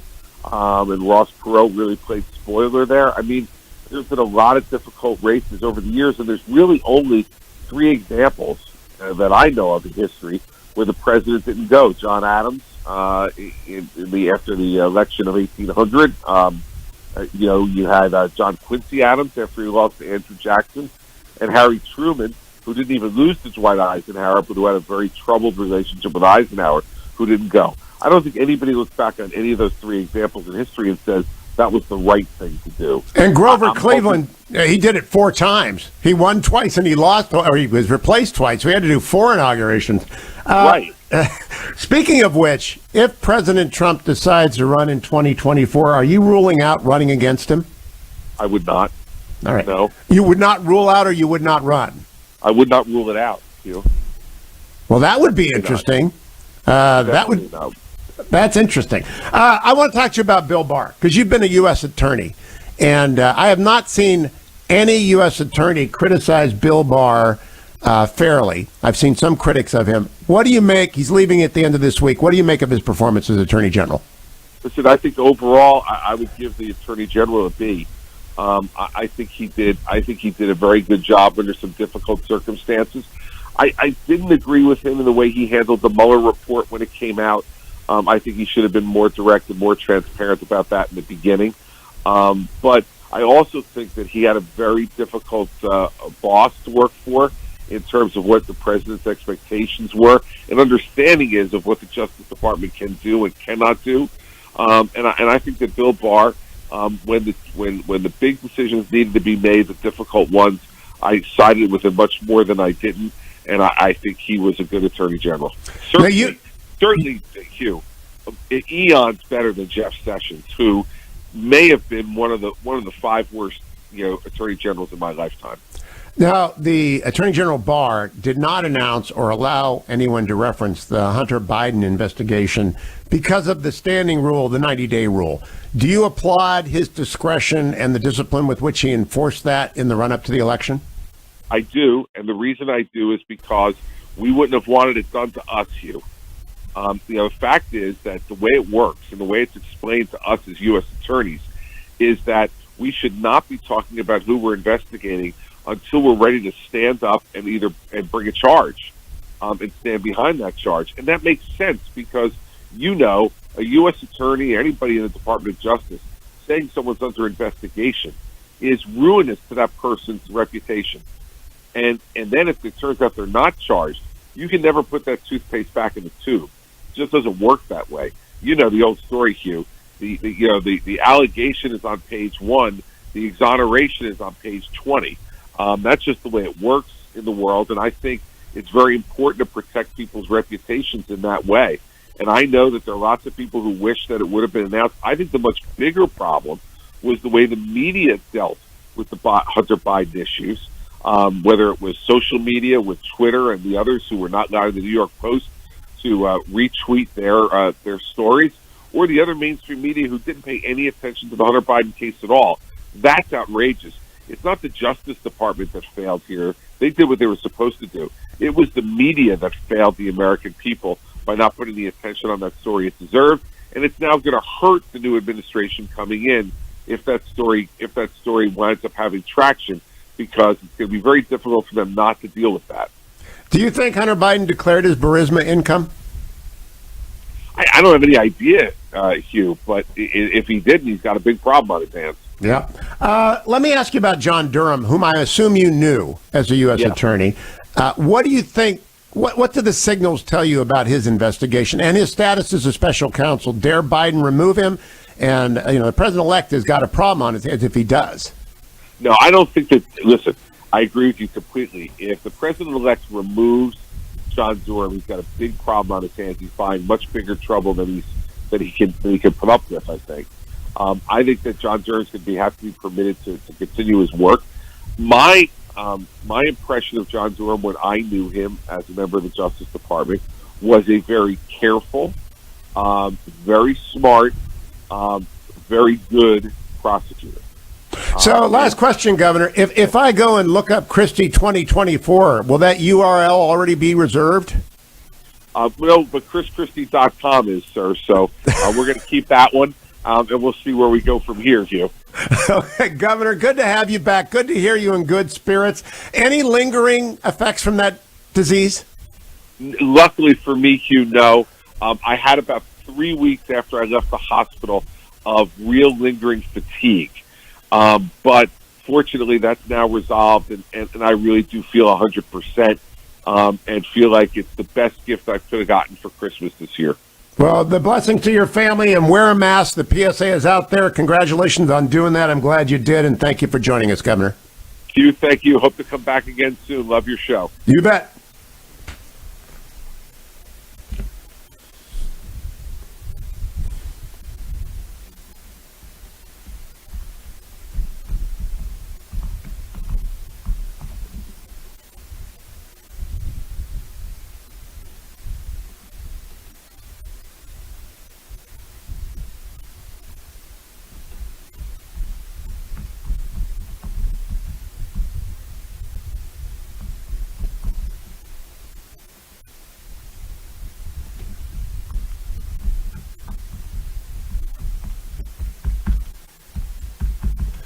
Remembered my password. But I didn't. And I think he was a good attorney general. Certainly, Hugh, eons better than Jeff. One of the 5 worst, attorney generals in my lifetime. Now, the attorney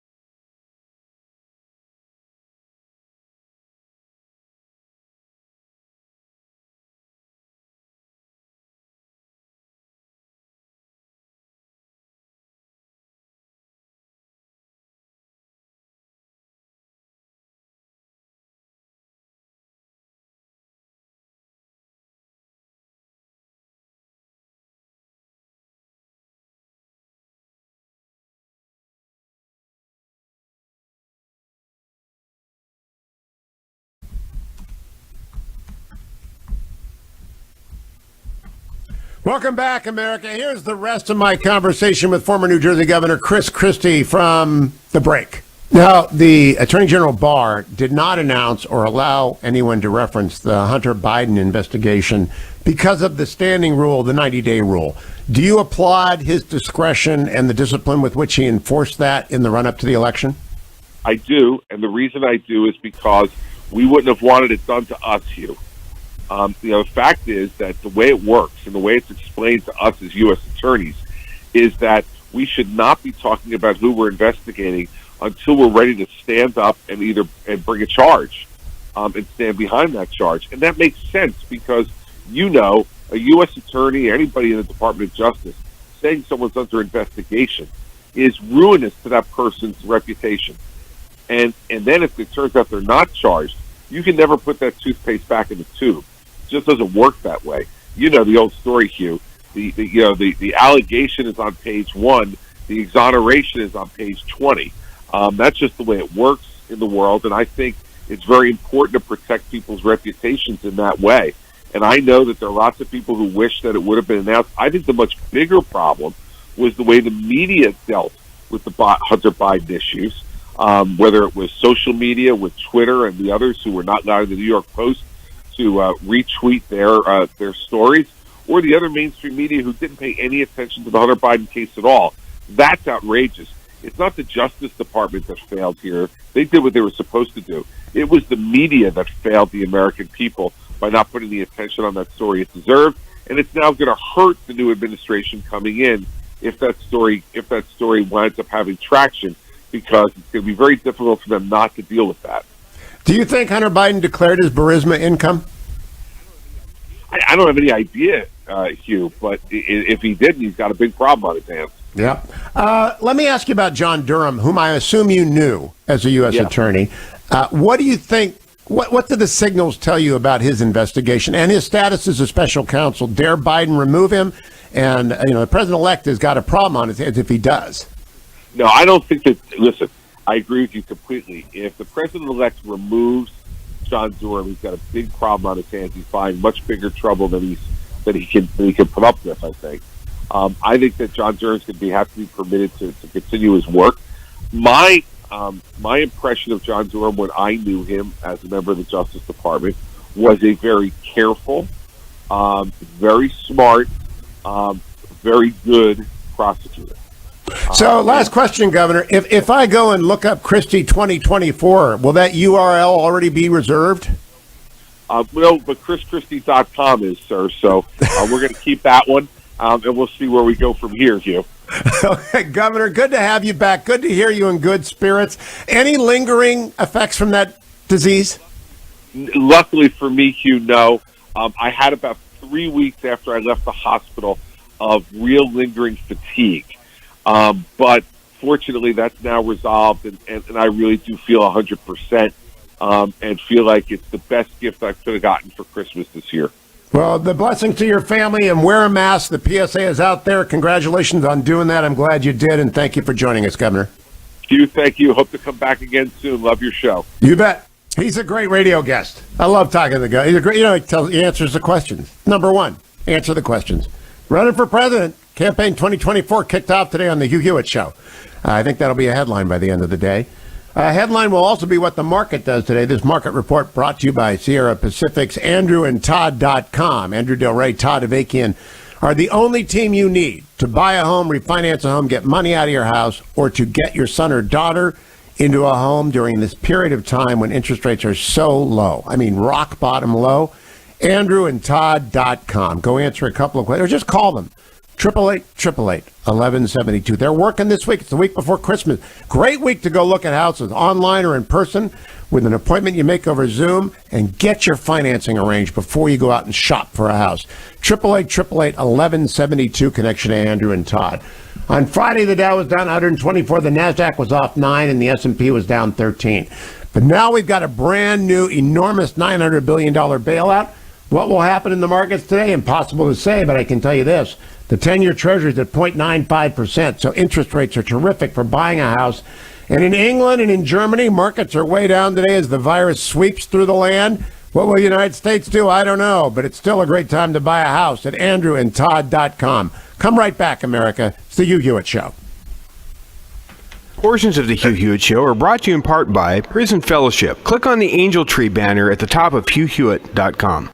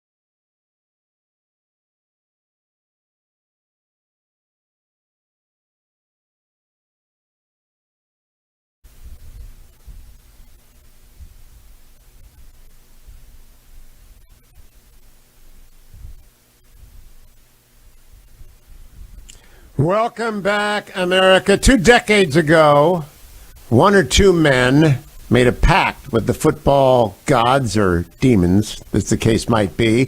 And for 20 years, misery has loomed over Cleveland and joy was in New England. That 20 years is chronicled by Jerry Thornton of Barstool Sports in the book 6 Rings, the Super Bowl history of the New England Patriots. It burns for me to even say that. And they are now out of the playoffs, so it is safe to have Jerry Thornton in on the day after, for the first time in 11 years, Bill Belichick doesn't get to play in the postseason. Jerry, good morning. How are you? Hey, good morning, Hugh. Yeah, what perfect timing to have a Patriots fan on, huh? Yeah, okay, let's make margaritas out of his salty tears, why don't we? Come on, dance for us, monkey. Now you know what it's like.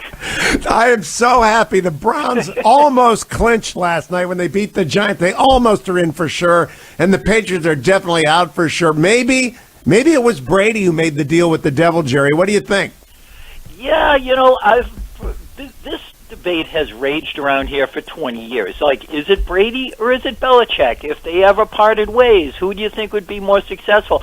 And I've been on Team Belichick to this point, but boy, it is not an easy stance to be taken right now, because Brady's down there living his best life. He's living a Jimmy Buffett song, He's drinking organic kale shakes under a palm tree, and he's got this Avengers of receiving targets to throw to, and we're up here living in a dystopian hellscape out of a Chekhov play. May it go on for decades. Now, Jerry, I got to tell you, that Browns fans have a grudge against Belichick. He took my team and he drove it out of town. The team I went to every home game from 1965 to 1974, every home game till I went to college. And Belichick destroyed a franchise in 3 years. So why should anyone in Cleveland read 6 Rings? I mean, everyone else in the country will want to read 6 Rings, but why should any Browns fan even begin? It burns to hold your book. I'm holding it right now. It burns. Okay, well, for starters, he was just an employee in Cleveland. I mean, you have a bigger demon to attack there, and I don't want to even say the man's name because I know you can't. It's the name that may not be mentioned. Yeah, it can't be mentioned. Listen, I didn't write this book just for Patriots fans. I wrote this, well, frankly, because I wanted to read this book, and the universe was taking its sweet time doing it. So I said, okay, why don't I be the one to jump on this? Hugh, I think this is a story that's fascinating. Not just if you're from New England, not just as a sports story. I think it's unique in all of American pop culture, how this institution that was the worst thing you can be in this country, which is irrelevant. For 40 years, nobody cared about them outside of me and a few other lost souls. They broke onto the scene in this kind of miraculous way. In 2001, so many things had to fall exactly into place the way they did, not the least of which was Drew Bledsoe, who was the highest paid player in football history at that point, gets hurt in a freak accident. They bring in their previous year's 4th string quarterback, who was the 199th pick in the draft, and they went from irrelevant to America's sweetheart for a very short period of time, and then became history's greatest monsters almost overnight, and became hyper relevant to the point where the league changes rules specifically to stop the things that the Patriots have done. There's been scandals. I just think it's an amazing, fascinating tale. Oh, it is, because it's the infiltration of the NFL by organized crime. And I got to tell you, I was in Boston at Harvard from 1974 to 78, and I had a buddy, Mike Sawirta. I hope he's listening. They were so bad, Jerry, they were as bad as the Browns have been for the last 20 years. They were so bad. And so then this bargain with Faust, it shows up, and you begin to win and win and win. What is your mood today? You've been to the playoffs for 11 years. We haven't been since 2007, the Browns. I don't know how to process it. Listen, I was at the game last year. I took my family, the 4 of us, for the first time. My sons were home, and I took them to that final game against Miami. The Patriots had a lead. They hold on to that lead. They go to the bye week in the playoffs. They were going to be the number 2 seed. They gave up a touchdown drive, and I sat there and said, I didn't know it, but that was just the teaser trailer for 2020. Like, that was really the beginning of this dark timeline that we all find ourselves in. So what is my mood? I don't know how to process this. Again, if you remember the last time the Patriots weren't at least 9-7, you know, congratulations. You have the vote now. Like, it hasn't happened in 20 years. It's an inspired very first line in the new paperback edition of Six Rings, which is a great present for anyone except a Browns fan. This is exactly what I pictured the world would be like if Tom Brady ever stopped being the quarterback of the New England Patriots. And of course, you've got 2020 on your hands, Jerry. But I want to make sure I ask you the most important question in my prep. There are two kinds of NFL coaches: successful and not successful. They all fall into one of those categories: successful and not successful. And they're one of those two things, and they either are good with the press or bad with the press. I think, like Charles Barkley said at Kyrie last week, part of your job is to make your job, Jerry Thornton, doable. And Bill Belichick has never cared about the media. I mean, he's been disdainful and contemptuous of it for these 20 years. How does a guy in the media who makes his bread, who keeps his family housed and clothed through talking to professional athletes, assess Belichick?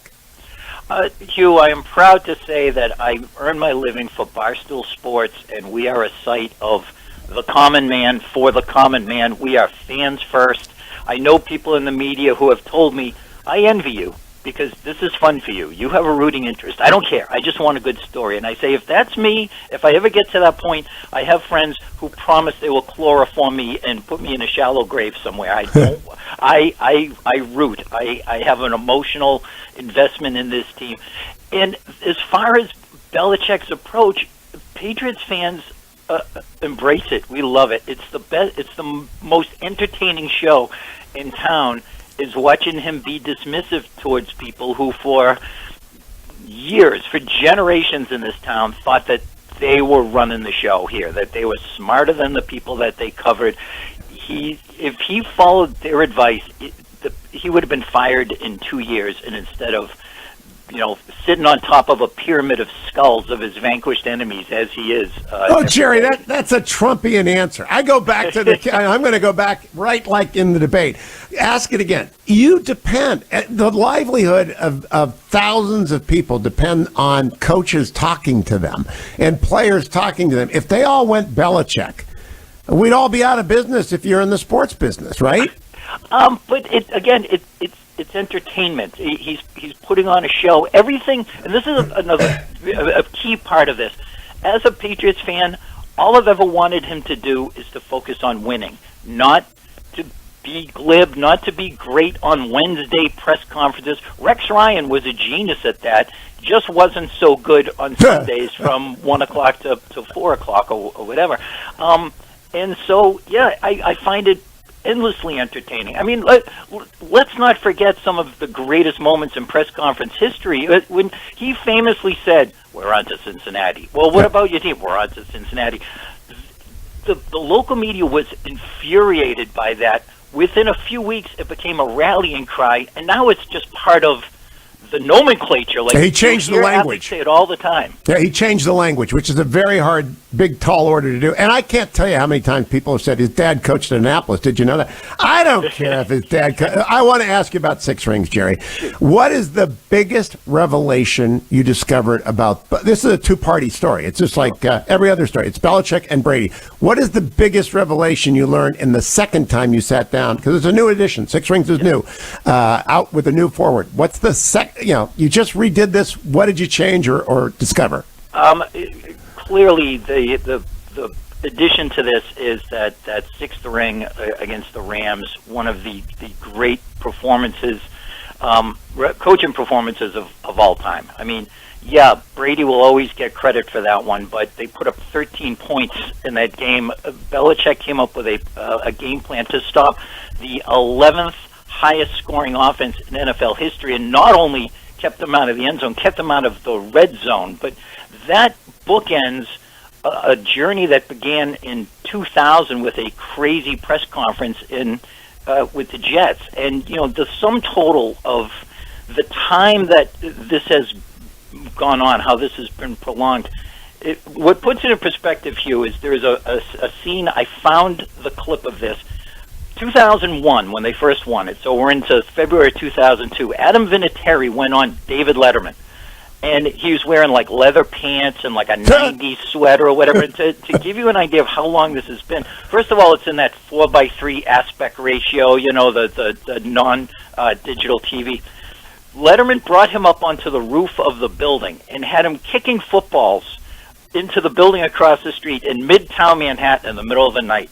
And on the roof of the other building to catch the footballs was a good friend of Letterman's, Manhattan real estate man by the name of Donald Trump.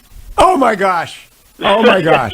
But imagine going back to yourself then and just time traveling and saying, hey, 2002, Hugh, it's 2020, Hugh. Vinatieri will still be in the league, and Letterman will be on this thing called Netflix. You'll find out about that. And the other, well, you just have to see about the other guy. Well, I got to ask you to close this out. Jerry, Six Rings is in bookstores now. You can get it at Amazon in time for Christmas. The best coach of all time is Paul Brown. And the next best coach might be this guy. And I'm just curious, if you saw the Browns last night, you saw a well-coached football team, which is new to us in Cleveland. How many of these Super Bowls could have been won by the same collection of talent without Belichick?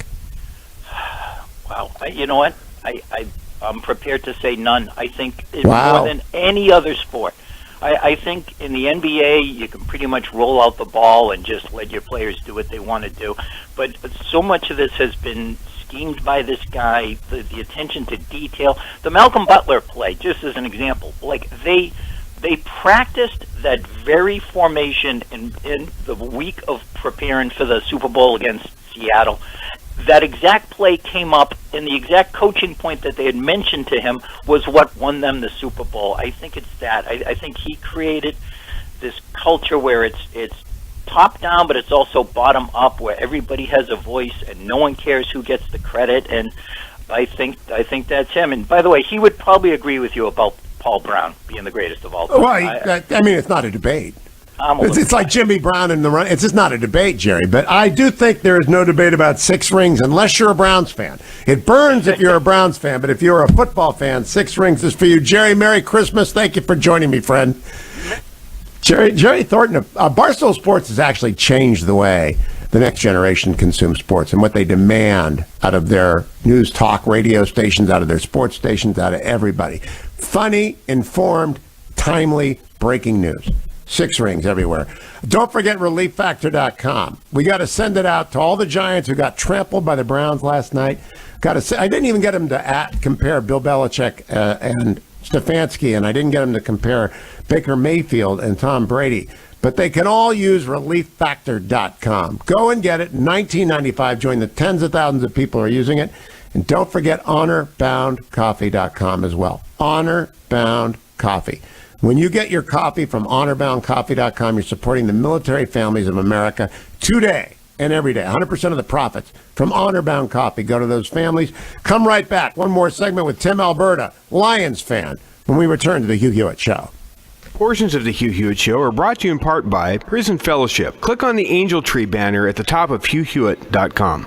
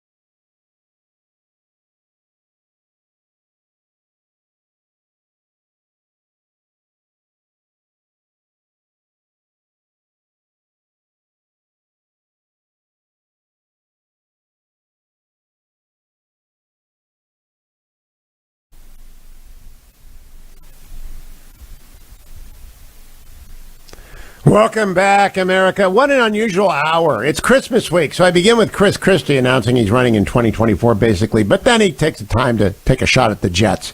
They can't even screw up a season right. And then we have on Jerry Thornton, who I think is probably America's finest sports writer, bemoaning the fact the Patriots are out of the playoff for the first time in 11 years. And I wrap up with Lions fan Tim Alberta. Yeah, you know him as Politico Magazine's ace writer. But more importantly than that, he's a Lions fan, so he's almost as long-suffering as a Browns fan. Tim, good morning. You just missed Jerry Thornton. I mean, it's an insult to all of us who've dealt with misery for decades, talking about how hard it is not to be in the playoffs for the 12th consecutive year. Yeah, I feel terrible for greater Boston area sports fans after a decade and a half of winning every professional sports trophy imaginable on multiple occasions. That fan base is the most spoiled group of individuals on the face of the planet. So I asked him, and I'll ask you. You put your writer hat on. Someone made a pact with the devil 20 years ago. It was either Belichick or Brady. Which one was it, do you think? You know, that's an interesting question. I would think it was Brady. Only because, and you're listening to a guy who watched every snap that he played at U of M and who knew the guy who beat him out for the job at U of M, Drew Henson, back in the day. I think Brady's story was so unlikely, and his emergence in that season when Bledsoe went down was just so storybook that if you could see somebody, sort of making that deal with the devil to have that success. Repeated, it would be Bledsoe, whereas Belichick was always sort of the smartest guy in the room and just needed some time to prove it. But Brady, nobody who ever watched this guy play a snap in college ever thought that Tom Brady was going to be an NFL quarterback, much less the greatest of all time. Well, Tim, I got to pause here because I asked Jerry this. There are two kinds of coaches in the NFL. They're either successful or not successful, and they are either good with the media or terrible with the media. We're both in the media. He doesn't talk to sports writers, Belichick. I don't forgive him for that, for the same reason Charles Barkley chewed out Kyrie. It's part of the job. It's a huge part of the job. I agree with you there. I mean, and look, it's why both, I think, Belichick and Saban are in some way, as strange as this may sound to, to big football fans who understand their on-field success, I feel like both of these guys, Hugh, are going to sort of leave something to be desired as far as their sort of their place in not in football, but their sort of place in the broader pantheon of cultural sports figures who should be sort of revered for the amount of winning that they have done. It's because both of them are just so churlish and churlish sort of is the word. That is the word. Yep. It's a real missed opportunity for both of those guys. Now, Kevin Stefanski, the new wonder coach in the NFL, has got the happy medium between preparation, concentration, focus, and availability. Tim, I got to ask you about Georgia. I do not believe a single poll, not one. They're all too broken for me. I think because of history and because of demographics and because of the fact that Ossoff is to the left and Raphael Warnock is even more to the left, that Republicans win both seats. What's your sense of those races? So, look, I'm with you on the polling, Hugh. I don't trust any of it. I not just because of what we saw in November, but because I just think it's incredibly difficult to poll a runoff, 5 days after the new year, right? Smack dab, in the middle of the holiday season, and it's just a weird time anyway. So I don't trust any of the polling. I don't get this sense, as a couple of smart people have told me, that they believe that there's a possibility that you could see a split. I don't get that sense. I just think it's very unlikely. I think you're going to have 2 Republican wins or 2 Democratic wins. And today, I guess my money would sort of still be leaning very slightly toward Republicans the way that it was, 6 weeks ago, because I just think in a situation like this, when one party's got the White House coming in, the other party's base is going to be more motivated. But that having been said, everything we know about Georgia, just as a state in its sort of political DNA, has changed in the last couple of years, and most specifically in the last 6-7 weeks here. So I don't have a great feel for it. Well, I got to close by asking about McConnell. He did it again. the leader who I call the best legislative leader the Republicans have had in my lifetime, pulled out the deal that he wanted with a lot of stuff that he needed. We got a minute, Tim. I just don't know how to rank anyone on a par with Mitch McConnell for running the body. Well, I mean, look, this deal is this whole process has been strange, Hugh. I was saying this to somebody the other day. I think, the decisions made by Pelosi in the summer, which struck, and in the fall, which struck, some people as curious. Ultimately, for every Democrat that Pelosi enraged by not coming to the table and making a deal in the fall on a second relief bill, she elated another Democrat, believing that she was essentially starving Trump of the win he needed, and all the while, to your point, McConnell was just sort of content to stand back and watch it play out and let the deal come to him, and that's eventually what happened. Yeah, the masterly inactivity of Mitch McConnell. Tim Alberta, follow him on Twitter, follow him at Politico. Thank you, Dwayne, Adam, Harley, and Ben. I'll talk to you tomorrow on the next Hugh Hewitt Show.